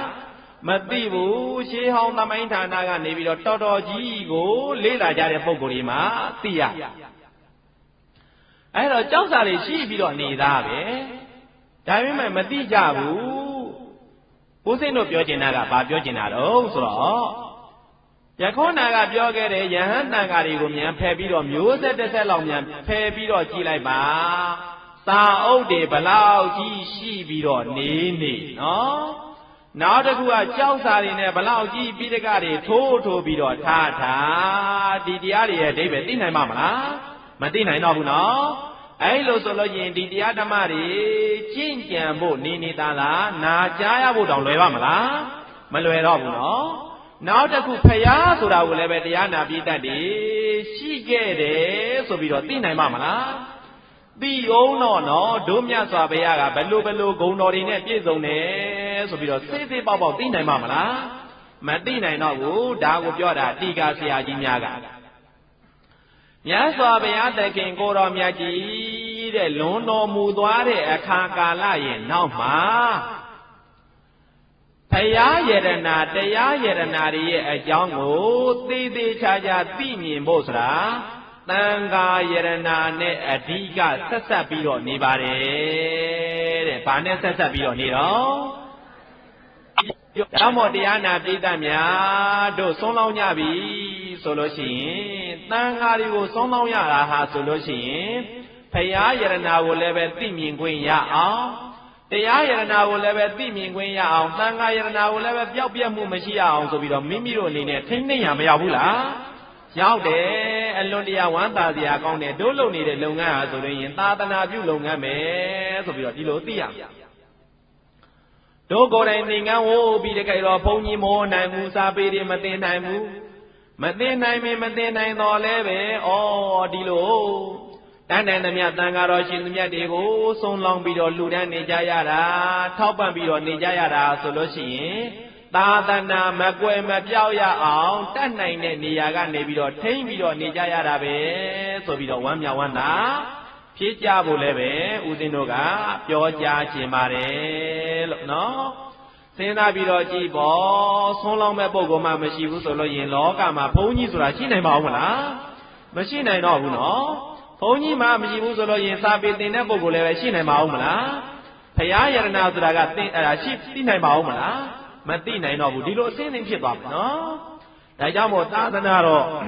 ထုံးကားတဲ့စီပင်တယ်ဆိုတဲ့နေရာမှာလည်းပဲတက္ကဒကမတွေကလည်းပဲအဓိကပါဝင်တယ်ဆိုတာဒီလိုသိရမယ်ပေါ့တံဃေပလာတော်ယတ္တိရလာခြင်းပုဂ္ဂိုလ်မှတန်ခေတန်ဃာတော်အပေါ်နဲ့ပလာတော်ကြီးညိုခြင်းသည်အတ္တိရှိပါပေ၏တန်ဃာတော်အပေါ်မှာကြီးညိုပြီးတော့နေတယ်ဆိုလို့ရှိရင်အဲ့ဒီပုဂ္ဂိုလ်ဟာဆိုလို့ရှိရင်လွန်တရားချမ်းသာတဲ့ပုဂ္ဂိုလ်တန်ဃာတော်အပေါ်မှာအမျက်တွေအဖုတွေအထစ်တွေဖြစ်ပြီးတော့နေတယ်ဆိုလို့ရှိရင်စိတ်ထဲကမကြေမနပ်ဖြစ်ပြီးတော့နေတယ်ဆိုလို့ရှိရင်တဲ့နော်အဲ့ဒီပုဂ္ဂိုလ်ဟာဆိုရင်ဆင်းရဲတဲ့ပုဂ္ဂိုလ်ဆိုပြီးတော့ဒီလိုခွဲခြားသတ်မှတ်ရမယ်တန်ဃာရဲ့ပုဂ္ဂိုလ်ရဲ့ကိုတော့ကွဲပြားပါစေပုဂ္ဂိုလ်တဦးတရားမဟုတ်တာလုပ်နေတာဒီသံဃာနဲ့မဆိုင်ဘူးဆိုတာဒီလိုသိရမယ်ပေါ့နော်အကုန်လုံးဒီပုတ်ထဲကပဲဒီပဲတွေဒီပါပဲဆိုပြီးတော့ဒီလိုသဘောမထားရဘူးပေါ့နော်ရလာခြင်းပုဂ္ဂိုလ်မှာသံဃေသံဃာတော်အပေါ်၌ပလာတော်ကြီးညိုခြင်းသည်အတ္တိရှိပါပေ၏တန်တော်ပုဂ္ဂိုလ်ကိုအတလိတော်ဒီမစင်ရသောပုဂ္ဂိုလ်ချမ်းသာသောပုဂ္ဂိုလ်ဟူ၍အာဟုဘုရားသာသောသူတော်ကောင်းကြီးများကဟောကြားတော်မူကြပါပေကုန်၏တန်လာတော်ပုဂ္ဂိုလ်ရဲ့ဇီဝိတံတရှင်ရာခြင်းသည်လည်းပဲအမောကံရှိနိမဟုတ်ပါပေဣတိတော်လျင်ဘဂဝါဘုံကြောင့်ပါသခင်ဘုရားရှင်ကိုယ်တော်မြတ်ကြီးကအဝေါစာကောင်းစွာမသွေဟောကြားတော်မူခဲ့ပါပေတည်း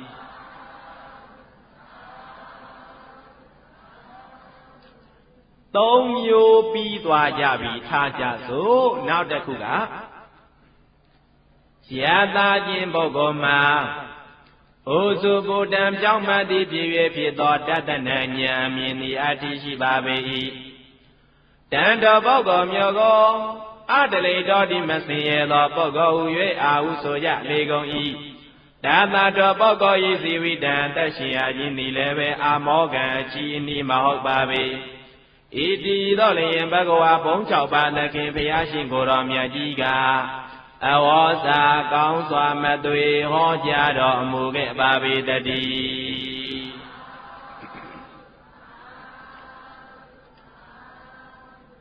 နံပါတ်4ကဖြောင်းမှန်တဲ့အယူရှိတယ်ဖြောင်းမှန်တဲ့အယူရှိမယ်ဆိုရင်ဒီပုဂ္ဂိုလ်ဟာချမ်းသာတဲ့ပုဂ္ဂိုလ်ပဲဖြောင်းမှန်တဲ့အယူမရှိဘူးမှားယွင်းတဲ့အယူရှိတယ်ဆိုရင်ဒီပုဂ္ဂိုလ်ဟာတရားနာပြည့်တတ်ရဲ့ဆင်းရဲတဲ့ပုဂ္ဂိုလ်တဲ့သူ့ဘာလို့သူပိုက်ဆံတွေဘလောက်ကြီးပေါ်ဒေါ်လာတွေဘလောက်ကြီးပေါ်စိန်လုံးကြီးပေါ်မှာထိုင်ပြီးတော့နေနော်အဲ့တော့စိန်နှန်းတော်ကြီးစောက်ပြီးတော့နေအယူဝါဒမှားပြီးတော့နေမယ်ဆိုရင်ဒီပုဂ္ဂိုလ်ဒီဆင်းရဲတဲ့ပုဂ္ဂိုလ်ပဲတဲ့နော်အဲ့တော့ဒီဟာနဲ့ပတ်သက်ပြီးတော့မြတ်စွာဘုရားကဟောကြားတာကတော့ဒါမျိုးနဲ့ပတ်သက်ရင်တော့ဝိပဿနာဉာဏ်ကိုဥတည်ပြီးတော့ဟောလေးရှိပါတယ်။ဘာဉာဏ်နဲ့တော့ဝိပဿနာဉာဏ်ရှိတယ်ဆိုရင်ဒီပုဂ္ဂိုလ်ဟာချမ်းသာတဲ့ပုဂ္ဂိုလ်ဝိပဿနာဉာဏ်မရှိဘူးဆိုလို့ရှိရင်ဒီပုဂ္ဂိုလ်ဟာဆင်းရဲတဲ့ပုဂ္ဂိုလ်တနည်းအားဖြင့်ပြောမယ်ဆိုရင်ယုတ်တရားတွေနံတရားတွေဟာဆိုလို့ရှိရင်မမြဲဘူးအနိစ္စဆင်းရဲတဲ့ဒုက္ခအစိုးမရဘူးကိုယ်စိုးကိုယ်ပိုင်မဟုတ်ဘူးအနတ္တဒီလိုသိမြင်နိုင်တဲ့ဉာဏ်ပညာမျိုးရှိတယ်ဆိုရင်ဒါချမ်းသာတဲ့ပုဂ္ဂိုလ်ပဲအဲဒီလိုမှမဟုတ်ဘူးဆိုလို့ရှိရင်တော့ဆင်းရဲတဲ့ပုဂ္ဂိုလ်ပဲတဲ့မြတ်စွာဘုရားကတော့ဒေသနာအဲဒီလိုဟောထားပါတယ်သို့တော်လည်းပဲတရားနာပိဋကများအနေဆုံးအနေနဲ့ကောင်းတာလုပ်ရင်ကောင်းကျိုးရမယ်မကောင်းတာလုပ်ရင်မကောင်းကျိုးရမယ်ဆိုပြီးတော့ဒီလိုအသိအမြင်မျိုးသည်ဒါဖြောင့်မှန်တဲ့အသိအမြင်တစ်မျိုးပါပဲနော်ကောင်းတာလုပ်လဲကောင်းကျိုးမရပါဘူးကွာမကောင်းတာလုပ်လဲမကောင်းကျိုးမရပါဘူးကွာဆိုရင်ဒါကတော့ဖြောင့်မှန်တဲ့အယူမဟုတ်တော့ဘူးဘာလို့လိန်နဲ့ကောက်တဲ့ကွေးတဲ့မှားတဲ့ယွင်းတဲ့အယူဖြစ်သွားပြီနော်အဲလိုမဟုတ်ဘဲနဲ့ယခုကနာကလို့ဗုဒ္ဓဘာသာဝင်တွေမှာအနေဆုံးအသိဉာဏ်ပညာကိုကမ္မတက္ကတာပညာလို့ခေါ်တယ်။ဘာပညာလဲတော့ကမ္မတက္ကတာပညာဆိုတာတရားနာပြည့်တတ်ရင်ဗုဒ္ဓဘာသာဝင်တွေမှာလာရှိတာနော်။အခြားဘာသာဝင်တွေမှာမရှိဘူး။အခြားဘာသာဝင်တွေကတော့သူတို့လှုပ်သမျှထာဝရဘုရားသခင်ကနေတာဝန်ယူလိုက်မယ်။ကောင်းကင်ဘုံဘုရားကနေပြီးတော့တာဝန်ယူလိုက်မယ်ဆိုပြီးတော့အဲဒီလိုခံယူကြ။ဘုန်းကြီးတို့မြတ်စွာဘုရားကတော့ကမ္မတက္ကတာတဲ့ကမ္မတကောပိကမ္မဒါယတော့ကံသာလျင်ကိုယ်ပိုင်ဥစ္စာရှိတယ်ကံသာလျင်ကိုယ်ပိုင်ဥစ္စာရှိတယ်ဆိုတာကိုဖြောင်းဖြောင်းပြောရမယ်ဆိုရင်ကိုယ်လောက်တာကိုရမယ်တဲ့နော်ဗါတယ်တော့ကိုယ်လောက်တာကိုတောင်းယူရမယ်ပေါ့ကောင်းတာလုပ်ရင်လည်းပဲကောင်းကျိုးရလာမှာပဲမကောင်းတာလုပ်ရင်လည်းပဲဗါတယ်တော့မကောင်းကျိုးရလာမှာပဲကိုလောက်တာကိုတာဝန်ယူရမယ်ကိုပိုင်ဆိုင်ရမယ်ဆိုပြီးတော့ဒီလိုသိတာဒီကမ္မတက္ကတာသမ္မာဒိဋ္ဌိပဲဗုဒ္ဓဘာသာဝင်နေတဲ့မှာဆိုရင်အဲ့ဒီအသိဉာဏ်ပညာဟာအနေဆုံးရှိရမယ်ပညာပဲဗုဒ္ဓဘာသာဝင်တော့ဖြစ်ပါရဲ့အဲ့ဒီလိုအသိဉာဏ်ပညာလေးမှမရှိဘူးဆိုရင်ဒါဗုဒ္ဓဘာသာအတုအယောင်ပဲဆိုပြီးတော့ဒီလိုပြောရမယ်ကဲထားတော့အဲ့ဒီလိုကမ္မတက္ကတာသမ္မာဒိဋ္ဌိလို့ခေါ်တဲ့အယူသည်ဒါဖြောင့်မတ်တဲ့အယူပဲဒါမျိုးရှိတယ်ဆိုရင်ဒီပုဂ္ဂိုလ်ချမ်းသာတဲ့ပုဂ္ဂိုလ်ပဲလို့ဒီလိုပြောရမှာပဲနော်အဲတော့ခေါင်းလို့ကြီးတဲ့ကြီးချမ်းသာတာမဟုတ်ပေမဲ့လည်းပဲသူ့အတိုင်းတာနဲ့သူချမ်းသာနေတယ်လို့ဒီလိုပြောရမှာပဲအဲဒီကနေပြီးတဲ့ခါကျတော့ဝိပဿနာပညာရှိလာပြီဆိုလို့ရှိရင်သူ့တဲ့ပို့ပြီးတော့ချမ်းသာသွားပြီဝိပဿနာပညာကနေပြီးတော့တဆင့်တဲ့ပြီးတော့မက်ပညာဖို့ပညာတွေများရသွားမယ်ဆိုလို့ရင်လည်းပိုးပြီးတော့ပါတော့အချမ်းသာဆုံးဖြစ်ပြီးတော့သွားပြီချမ်းသာတယ်ဆိုတာကလည်းပဲအဆင့်နဲ့တော့ရှိသေးတာပဲဟုတ်တယ်နော် အဲ့တော့ကာမတက္ကတာတမ္မာဒိဋ္ဌိရှိတယ်ဆိုရင်လည်းသူအစဉ်တန်းနဲ့သူပဲဝိပဿနာပညာရှိတယ်မဲ့ပညာရှိတယ်ဖို့ပညာရှိတယ်ဆိုလို့ရင်လည်းသူအစဉ်တန်းနဲ့သူပဲအဲ့တော့ကတရားနာပိဋကများမှတ်သားရမှာကချမ်းသာတဲ့ပုဂ္ဂိုလ်ဖြစ်ဖို့ဆိုတာကမှန်ကန်တဲ့အသိဉာဏ်ပညာလည်းပဲရှိရမယ်ဆိုပြီးတော့သိရမယ်နော်အဲ့တော့စုစုပေါင်းဘယ်နှမျိုးဖြစ်သွားပြီတော့၄မျိုးဖြစ်သွားပြီအဲ့ဒီ၄မျိုးတွေကနံပါတ်1ကမြတ်စွာဘုရားပေါ်၌ယုံကြည်မှုတရားတရားရှိခြင်းပြောကြည့်ပါပါလေတော့ယုံကြည်မှုတရားတရားကလည်းပဲလှုပ်ရှားမှုမရှိရဘူးတဲ့နော်ရင်းရိုင်မှုမရှိရဘူးခိုင်မာရမယ်အဲ့ဒါနံပါတ်1နံပါတ်2ကတော့ကိုချင်းသီလရှိခြင်းတဲ့နံပါတ်2ကဘာလဲတော့ကိုချင်းသီလဆိုတာကလည်းဘာတော့မကြိုးမပေါက်မပြောင်းမကြားဘယ်နှမျိုးလဲတော့၄မျိုးတယ်နော်အဲ့ဒီလိုရှိရမယ်နံပါတ်3ကတော့သံဃာတော်အပေါ်၌ကြီးညိုမှုရှိခြင်းတဲ့နံပါတ်3ကဘာလဲတော့အဲ့ဒီလိုဆိုလို့ရင်ဒါချမ်းသာတဲ့ပုဂ္ဂိုလ်ပဲတဲ့ဟောနံပါတ်4ကတော့ဖြောင်းမှန်တဲ့ဉာဏ်အမြင်ရှိခြင်းနံပါတ်4ပြောကြည့်ပါပါလေတော့အဲ့ဒီလိုအကြောင်းအရာ၄မျိုးရှိနေပြီဆိုရင်ဒီပုဂ္ဂိုလ်ဒီဘာတွေတော့ချမ်းသာတဲ့ပုဂ္ဂိုလ်အဲ့ဒီလိုအကြောင်းအရာတွေမရှိဘူးဆိုလို့ရှိရင်တော့ဒီပုဂ္ဂိုလ်ဒီဆင်းရဲတဲ့ပုဂ္ဂိုလ်မြတ်စွာဘုရားကချမ်းသာတဲ့ပုဂ္ဂိုလ်ဆင်းရဲတဲ့ပုဂ္ဂိုလ်ဆိုတာကိုငွေကြေးတဏနဲ့တိုင်းတာတာဟုတ်ကဲ့လားမဟုတ်ဘူးနော်ပိုင်ဆိုင်မှုတိုက်တာအိမ်ယာတွေနဲ့တိုင်းတာတာဟုတ်ကဲ့လားမဟုတ်ဘူးနော်သူ့ရဲ့ယာဓုအရှိန်ဝါတွေနဲ့ဟောတိုင်းတာတာဟုတ်ကဲ့လားမဟုတ်ဘူးဟောဒီတရား၄မျိုးနဲ့တိုင်းတာတယ်ဒီတရား၄မျိုးနဲ့ပြည့်စုံပြီးတော့နေတယ်ဆိုရင်ချမ်းသာတဲ့ပုဂ္ဂိုလ်ပဲဆိုပြီးတော့ဒီလိုသိပြီးတော့တို့တရားနာပိဋကတွေကချမ်းသာအောင်ကြိုးစားရမှာဘာလို့လို့ဆိုရင်ဟောဒီတရား၄မျိုးနဲ့ပြည့်စုံနေတဲ့ပုဂ္ဂိုလ်ဟာဆိုလို့ရှိရင်လေဒီဘဝဘလောက်ကြီးချင်းရဲ့ဆင်းရဲ့တဲ့နောက်ဘဝမှာမချမ်းသာနိုင်ဘူးလားချမ်းသာနိုင်တယ်တဲ့ဒါကြောင့်မို့မြတ်စွာဘုရားလက်ထက်တုန်းကသုပ္ပဗုဒ္ဓလို့ခေါ်တဲ့နူနာယောဂတဲ့ကြီးတယောက်ရှိသူ့အကြောင်းကိုပြန်ပြီးတော့ပြောရမယ်ဆိုရင်ဘဝသင်္ကန်းသာယူကြည့်ရအောင်ပေါ့နော်အစကနေစပြီးတော့ပြောကြည့်အောင်သူကတဲ့အရင်ဘဝတုန်းကဗာရဏသီပြည်ကနေပြီးတော့ခဲ့တော့ဘယင်တစ်ပါးဖြစ်ခဲ့တယ်ကျမ်းမတတ်မင်းပေါ့နော်ဗာရဏသီပြည်ဘယင်ဖြစ်ခဲ့တနေ့ကြရခဲ့တော့စင်စည်းပြီးတော့တိုင်းပြည်မှာလဲ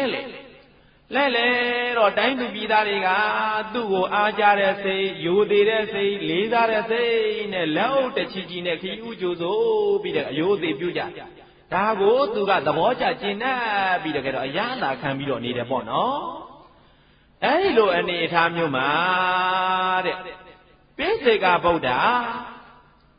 အရွယ်ကလည်းကြီးပေါ့နော်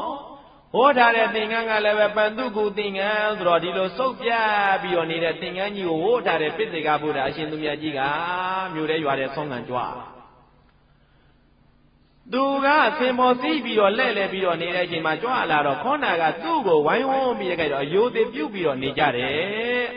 တိုင်းသူပြည်သားတွေကသူ့ဘက်မလဲတော့ဘဲနဲ့ပိစိကဗုဒ္ဓပဲလဲပေါ့တက္ကရာတိခိပိစိကဗုဒ္ဓ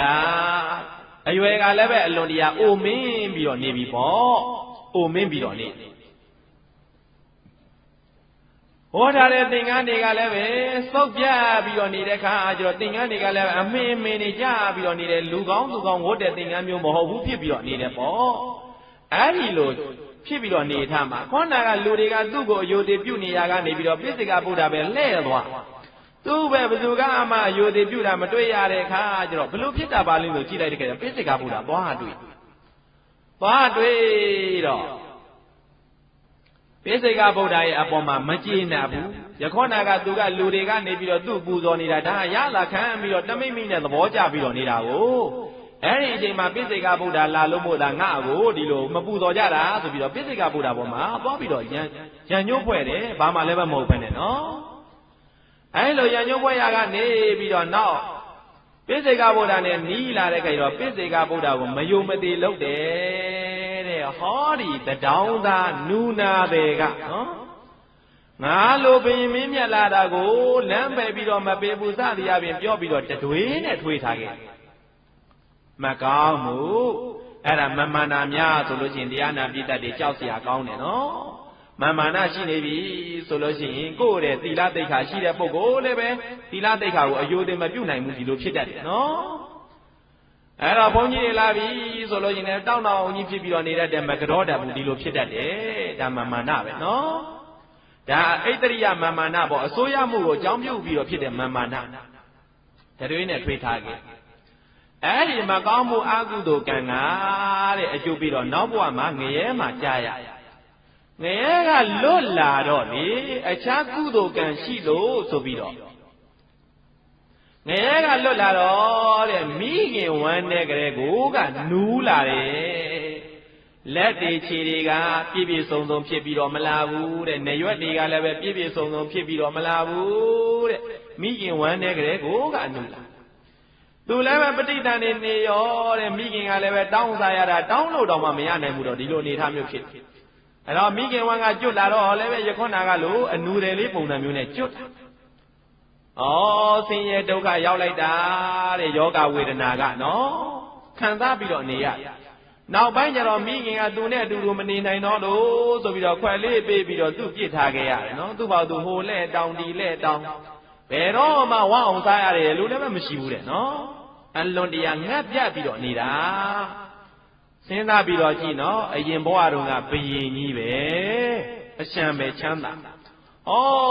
အကုသို့လှုပ်လိုက်တဲ့အခါကျတော့နောက်ဘဝမှာသားစရာတောင်မရှိတော့တဲ့အနေအထားမျိုးခွဲကင်ပြီးတော့တောင်းစားရတော့တဲ့အနေအထားမျိုးရောက်သွားတယ်စဉ်းစားစရာပဲနော်အဲ့ဒီကနေပြီးတော့ဆိုကြပါစို့တရားနာပိတ္တရဲ့သူ့ယောဂဝေဒနာကဘလောက်တောင်ပြင်းထန်တော့ဆိုလို့ရှိရင်ညကညမှာဆိုရင်ယောဂပိုးတွေကကြိုက်တယ်ခဲတယ်ဆိုလို့ရင်အော်ဟစ်ပြီးတော့အနေရအော်ဟစ်ပြီးတော့နေရတဲ့အခါကျတော့သူရှိတဲ့လမ်းကပုံကိုယ်တွေတဲ့ညတိုင်အိတ်လို့မရဘူးတဲ့အိတ်ရေးသိပ်ပြီးတော့ပြက်ကြတယ်ဒါကြောင့်မို့သူ့ကိုခေါ်ကြတာဘယ်လိုခေါ်တော့ဆိုရင်သုပ္ပဗုဒ္ဓတဲ့သုပ္ပဆိုတာကအိပ်ပျော်နေတဲ့ပုံကိုယ်တွေကိုတောင်းမှဗုဒ္ဓနိုးလာအောင်ဆိုပြီးတကယ်တော့အော်ဟစ်ပြီးတော့နေတဲ့ဒုက္ခပေးတတ်တဲ့ပုံကိုယ်လို့ဒီလိုဆိုလိုတာနော်အိပ်နေတဲ့ပုံကိုယ်တွေအိပ်လို့မရအဲ့ဒီလိုယောဂဝေဒနာတွေအလွန်တရာပြင်းထန်ပြီးတော့နေတဲ့နူနာတဲ့ကြီးစားစရာရဲ့လို့ဘာဆိုဘာမှမရှိဘူးနေစရာဆိုလို့ရှိရင်ဘာဆိုဘာမှမရှိတဲ့နူနာတဲ့ကြီးနော်ဒီနေ့ကျတော့မြတ်စွာဘုရားကအလူပွဲတစ်ခုမှတရားဓမ္မဟောပြောပြီးတော့နေတယ်သူကလည်းပဲဒီမှာလူစုယုံနဲ့ဆိုတော့လာတယ်လူတွေကလည်းပဲဒီလူပွဲမှာဆိုရင်သမင်းညာဟင်းညာတော့ရှိသေးတယ်ဟဲ့ဆိုပြီးတော့သူ့ကိုပေးလိုက်ကြတယ်ကျွေးလိုက်ကြတယ်သူအဲ့ဒါစားပြီးတော့သူကငါလည်းပဲတရားနာအောင်ပါပဲလေဆိုပြီးတော့တရားနာတာနော်တရားနာတော့တရားနာရင်နဲ့အခြားကုသိုလ်ကံကလည်းရှိပြီးတော့နေတော့ရှေးဘဝတော်ကဖြည့်ဆည်းခဲ့တဲ့ပါရမီကလည်းပဲတပိုင်းတစ်သားကရှိပြီးတော့နေတော့သူသောတာပန်ဖြစ်သွားတယ်တဲ့နူနာတယ်လည်းပဲတရားနာပြည့်တတ်ရေသောတာပန်မဖြစ်နိုင်ဘူးလားဖြစ်နိုင်တယ်နော်ဓမ္မအမြင်မှာဆိုလို့ချင်းအတားအဆီးမရှိဘူးဓမ္မအမြင်မှာဆိုလို့ချင်းချမ်းသာတဲ့ပုဂ္ဂိုလ်မှာတရားဓုတရားမြတ်ကိုထိုးထွင်းပြီးတော့သိနိုင်တာမဟုတ်ဘူးဆင်းရဲတဲ့ပုဂ္ဂိုလ်လည်းပဲသိနိုင်တာပဲနော်ဒါကြောင့်မို့တရားဓမ္မအများဆိုလို့ရင်ချမ်းသာတဲ့ပုဂ္ဂိုလ်မှနာရမယ်မဟုတ်ဘူးဆင်းရဲတဲ့ပုဂ္ဂိုလ်လည်းပဲနာရမှာပဲနော်အဲ့တော့ဓမ္မမြင်ရသွားဓမ္မမြင်ရသွားတော့နောက်ကျတော့တရားနာပိတ္တတိကလည်းပဲပြန်သွားဒီနုနာတွေကသူ့ရဲ့ခွက်လေးနဲ့တောင်ဝေးလေးကိုကိုင်းပြီးတော့မြတ်စွာဘုရားစီသူ့ရဲ့တရားဓုတရားမြတ်ရရှိတဲ့တရားဓုပေါ့နော်ပြောပြမလို့ဆိုပြီးတော့လာပထမပိုင်းတော့မြတ်စွာဘုရားရဲ့ထံမှာဆိုလို့ရှိရင်လူကြီးလူကောင်းတွေကအချင်းကပ်ပြီးတော့နေတာဆိုတော့မြတ်စွာဘုရားထံမှာသူလာလို့မဖြစ်ပဲကိုနော်တထေးတွေကြွယ်တွေပုံနာတွေဘယင်းတွေမူတော်မတ်တော်တွေနဲ့ဆိုရင်သူအနာမကတ်နိုင်ဘူးနော်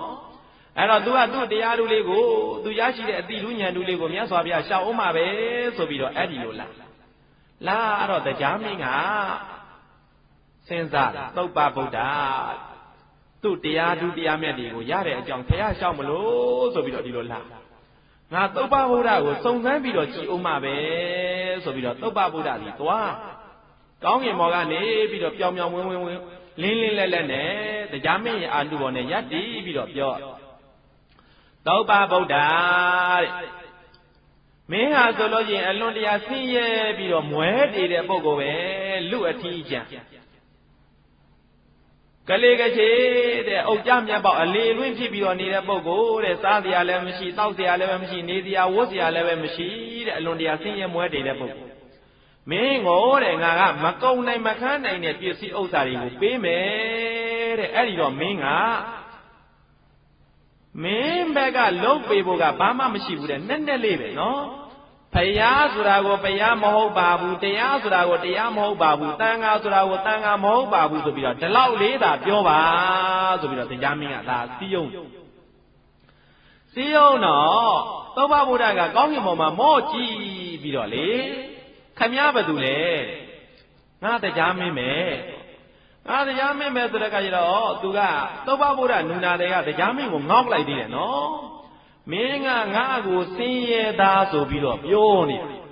တကယ်ကတော့ငါကဆင်းရဲသားမဟုတ်ဘူးငါကလူချမ်းသာกว่าတဲ့နော်အဲ့တော့ခွဲဆွဲပြီးတော့နေတဲ့ပုဂ္ဂိုလ်ကနေတရားမင်းငေါက်တယ်တာဝရိဏနတ်ပြည်စတုမာရိနတ်ပြည်ကိုအစိုးရနေတဲ့တရားမင်းကိုငေါက်တယ်မင်းကငါ့ကိုဆင်းရဲသား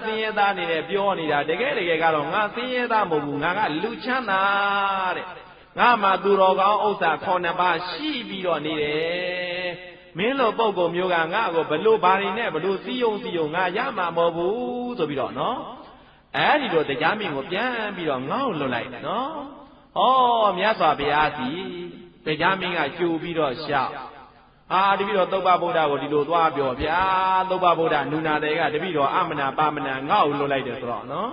မြတ်စွာဘုရားကပြန်ပြီးတော့ပြောတယ်မင်းတို့လိုပုဂ္ဂိုလ်မျိုးတွေပယ်စည်းယုံလို့ရနိုင်မလဲဆိုပြီးတော့ပြောဆိုကြပါစို့နောက်ပိုင်းမှာသုပ္ပဗုဒ္ဓကမြတ်စွာဘုရားဒီမှာတရားဓုတရားမြတ်ကိုပြောပြီးတော့အဲ့ဒီကအပြန်နွားမဝေးပြီးတော့ပြည့်စည်ပြီးတော့သွားရတာဝတိဏနတ်ပြည်ရောက်သွားတယ်ဘယ်ရောက်သွားတော့တာဝတိဏနတ်ပြည်ရောက်သွားတော့နော်သူ့ရဲ့ကိုရောင်ကိုဝါတွေကအခြားနတ်တွေတဲ့ပိုးပြီးတဲ့ခေတော့တောက်ပြောင်ဖြစ်ပြီးတော့နေတယ်အခြားရန်တွေကလည်းပဲအလွန်တရာပေါ်များတယ်တဲ့စီးစိမ်ဥစ္စာတွေကလည်းပဲအလွန်တရာပေါ်များ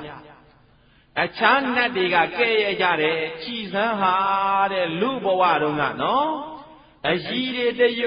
ရွဲနဲ့နူနာတွေကဒီနတ်ပြည်များမှာလာပြီးတော့တောက်ပြောင်ဝင်းဆက်နဲ့နော်သူများတွေမရှင်းနိုင်အောင်ချမ်းသာပြီးတော့နေလိုက်တာဆိုပြီးတော့ကဲ့ရဲ့ကြတယ်ပြစ်တင်ကြတယ်တရားမင်းကနေပြီးတော့ပြောရတယ်ဟေးမင်းတို့အဲ့ဒီလိုမပြောကြနဲ့တဲ့သူကလူဘဝတုန်းကတဲ့ဒီတရားတွေရှိခဲ့တာกว่าဆိုပြီးတော့ပြန်ပြီးတော့ပြောရတယ်အဲ့ဒီတရားကတော့အခုပြောတယ်တရား၄မျိုးသုပ္ပဗုဒ္ဓရဲ့ဘဝနဲ့ပတ်သက်ပြီးတော့သင်ခန်းစာယူကြည့်ရအောင်အရင်ဘဝတုန်းကသူဘာဖြစ်ခဲ့တော့ဘယင်ကြီးဖြစ်ခဲ့နော်ဘယင်ကြီးဘဝတော်ကနေပြီးတော့မာနတွေမောက်မာပြီးတခိုက်တော့လမ်းမှာရှိနေတဲ့ပိစိကဗုဒ္ဓကိုမယုံမသိလှုပ်ခဲ့တယ်အဲ့ဒီကနေပြီးတော့ငရဲကနေပြီးတဲ့ခိုက်တော့လွတ်ပြန်တော့လည်းပဲဘာဖြစ်သွားတော့ဆင်းရဲတာနုနာယောဂတဲ့ဖြစ်ရနုနာယောဂတဲ့ဘဝကနေပြီးတော့ဒီခါပြန်ပြီးတော့တရားဓမ္မတွေနာကြကုသိုလ်ကောင်းမှုတွေရှိသွားပြန်တော့လည်းပဲနောက်ဘဝတာဝရိဏနတ်ပြည်ကြတော့သူများတွေမနာလိုရလောက်အောင်ကိုဝင်းပြောင်တောင်ပြောက်ဘာလို့ဆိုရင်ဝင်းဆက်မဖြစ်ရပြန်ဘူးလားဖြစ်ရတယ်နော်ဘဝဆိုတာဒီတိုင်းပဲမြင်လိုက်နှိမ့်လိုက်နဲ့ဖြစ်ပြီးတော့နေတာကုသိုလ်ကံလေးအရှိန်ရှိနေပြီဆိုရင်မြင်သွားတာပဲကုသိုလ်ကံအရှိန်ရှိနေတော့ဘဝင်မမြင်နဲ့မမာနာမကြီးနဲ့ဘဝမမေ့နဲ့မေ့ပြီးတော့ကုသိုလ်ကံမလုပ်တော့ဘူးဆိုရင်ပြန်ပြီးတော့ဘာတော့နေကြသွားနော်ဒါကြောင့်မို့ဝိပင်းပါဠိတော်တွေမှာဂါထာတစ်ပုဒ်ရှိတယ်ဩခိတာပုံညတေသေနကာမရူပကတိင်္ဂတာ ဘဝကတံပိတံပတ္တပုဏ္ဏကိသန္တိဒုက္ခတေပုထုဇဉ်ပုဂ္ဂိုလ်တွေတဲ့ကုသိုလ်အရှိန်ဟုန်ကနေပြီးတော့ပြစ်ပြီးတော့တင်လိုက်တယ်ဆိုရင်ဟိုးမြင့်ကြီးထိရောက်သွားတာပဲတဲ့ဘဝအထိတောင်ရောက်သွားနိုင်တယ်နော်ကုသိုလ်အရှိန်လည်းပဲကုန်ရောအောက်ပြန်ပြီးတော့ကြာလာရတယ်တဲ့ဒါကြောင့်မို့တရားနာပိဋကမြတ်သုပ္ပဗုဒ္ဓရဲ့ဘဝကိုလည်းပဲကြည်ပြီးတော့နော်ဘဝဆိုတာကသာဝရမြင့်ပြီးတော့နေတာမဟုတ်ပါလားကုသိုလ်ကံအားနည်းသွားတာနဲ့တပြိုင်နက်အာကုသိုလ်ကံနှိမ့်သွားတာအာကုသိုလ်ကံဝင်သွားတာနဲ့တပြိုင်နက်ပြန်ပြီးတော့နှိမ့်သွားတတ်ပါလားဆိုပြီးတော့ဒီလိုသိပြီးတော့လည်းပဲကုသိုလ်ကံကိုအမြဲတမ်းစဉ်းစားဆင်ခြင်ပြီးတော့ရရှိအောင်ကြိုးစားရမှာပေါ့ဒါကြောင့်မို့ဒီမှာတိုက်တွန်းထားတယ်တသမလတ္တင်ဇာတိလင်္ဇာပလာဒံဓမ္မတတနံအနုယုံသေဓမေဓာဝီတရံဗုဒ္ဓနာလာလနံဓမ္မဤဓမ္မဧဝတော်ကြောင့်လာလျင်ဓမ္မဤဓမ္မဧဝဤကဲ့သို့ပြောခဲ့သည့်တရားလေးမျိုးရှိတဲ့ပုဂ္ဂိုလ်ဟာချမ်းသာသောပုဂ္ဂိုလ်ဖြစ်သောကြောင့်လာလျင်ဒါတင်စယုံကြည်မှုတရားကို၎င်းသီလင်္သာကိုခြင်းသီလတရားကို၎င်းပလာဒံ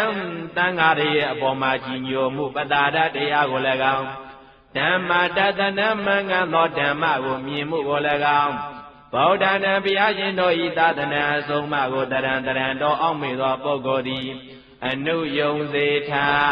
ကောင်းစွာမသွေရရှိအောင်ကြိုးစားလေရတည်း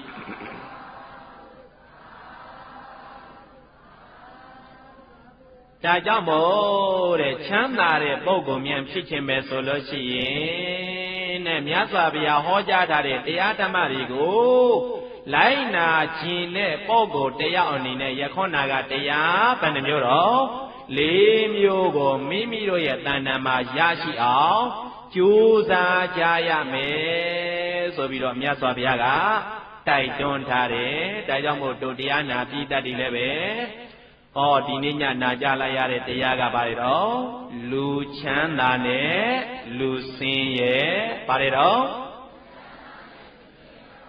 ဒီတရားကိုနာကြလိုက်ရတော့ကိုယ့်ကိုယ်ပြန်ပြီးတော့မေးရမယ်ငါတို့ကလူချမ်းသာလားငါတို့ကလူဆင်းရဲလားဒီတရား၄မျိုးထဲမှာဆိုလို့ရှိရင်ဘယ်အင်္ဂါတွေကတော့တို့အတွက်ပြည့်စုံပြီးတော့နေတယ်ဘယ်အင်္ဂါတွေကတော့တို့အတွက်လိုပြီးတော့နေတယ်ဆိုတာဒါကိုယ်သာအတိဆုံးမဖြစ်နိုင်ဘူးလားဖြစ်နိုင်တယ်အဲ့ဒီလိုဖြစ်ပြီဆိုလို့ရှိရင်လိုတဲ့နေရာကနေပြီးတော့တတ်နိုင်သမျှဖြစ်စီပြီးတော့ငကိုယ်တုံးကလေးကပြည့်စုံပြီးတော့နေပါတယ်ဆိုလို့ရှိရင်လည်းဝမ်းမြောက်ဝမ်းသာဆက်လက်ပြီးတော့ကြိုးစားကြဖို့မလိုအပ်ဘူးလားလိုအပ်တယ်ဒါကြောင့်မို့ကြိုးစားနိုင်ကြပါစေတထေးတကြွယ်ကြီးတွေဖြစ်ကြပါစေပေါ့နော်ဓမ္မောတတံပိတဝါဣဇာဝိတံတပ္ပသမုဟတံ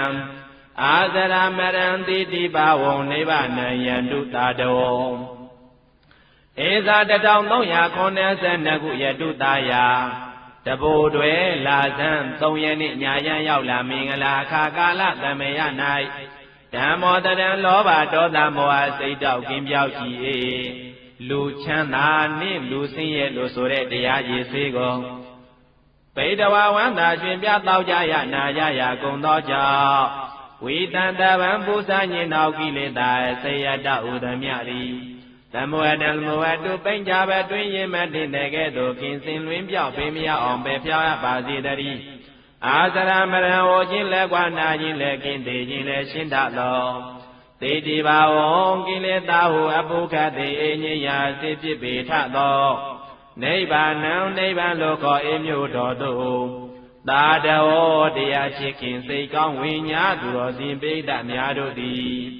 ယန္တုပါရမီစင်စဉ်မြင့်ထက်မြင့်၍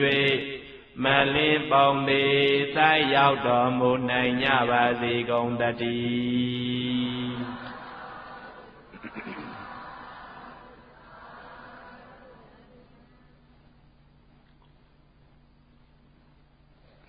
ကဲဒီနေ့ညကိုယ်ဆိုမြင့်မဝေဝေမိသားစုအမှုပြုသောကုသိုလ်ရှင်များတရားနာပိဋကများမိမိတို့ရရှိတဲ့ကုသိုလ်ကောင်းမှုရဲ့အဖို့ပါကတတ္တဝါအလုံးနဲ့အမြတ်တမ်းပေးဝေကြရအောင်လိုက်ဆိုလိုက်ကြ ဣဒံနောပုညံနိဗ္ဗာနတပိစယောသောတောပေါင်းစုမြတ်ကောင်းမှုသည်မိသက်တတံငြိမ်းရမှန်သည်နိဗ္ဗာန်ချမ်းသာ၏ရာကြောင်းယောက်ျားအားကောင်းသောအထောက်အပံ့ဖြစ်ပါစေသာဒီမံပုံညပတ္တိသင်္ရှာရှိမရှိရှိကြကုန်သောမိဘဘိုးဘွားဆရာတမသူမျိုးညာတိမိတ်တင်္ဂါအပေါင်းအသောအရှာ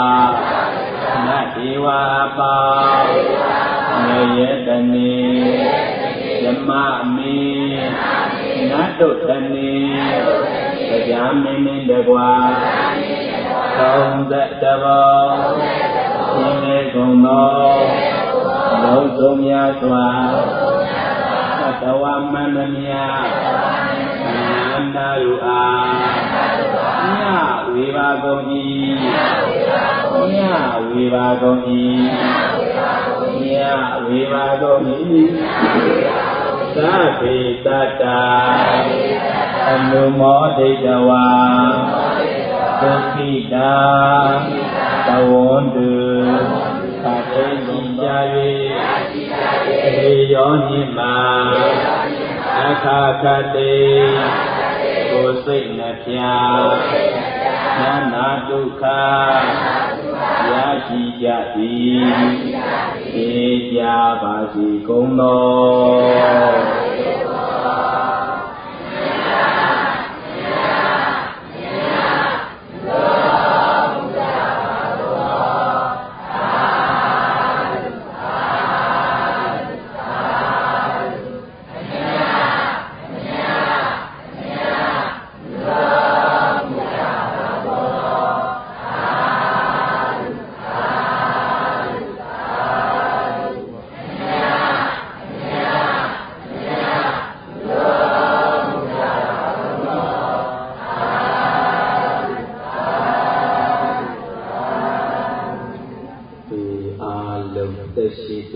စိတ်ချမ်းသာလို့လူရဆန္ဒပြီးဝါကြပါစေ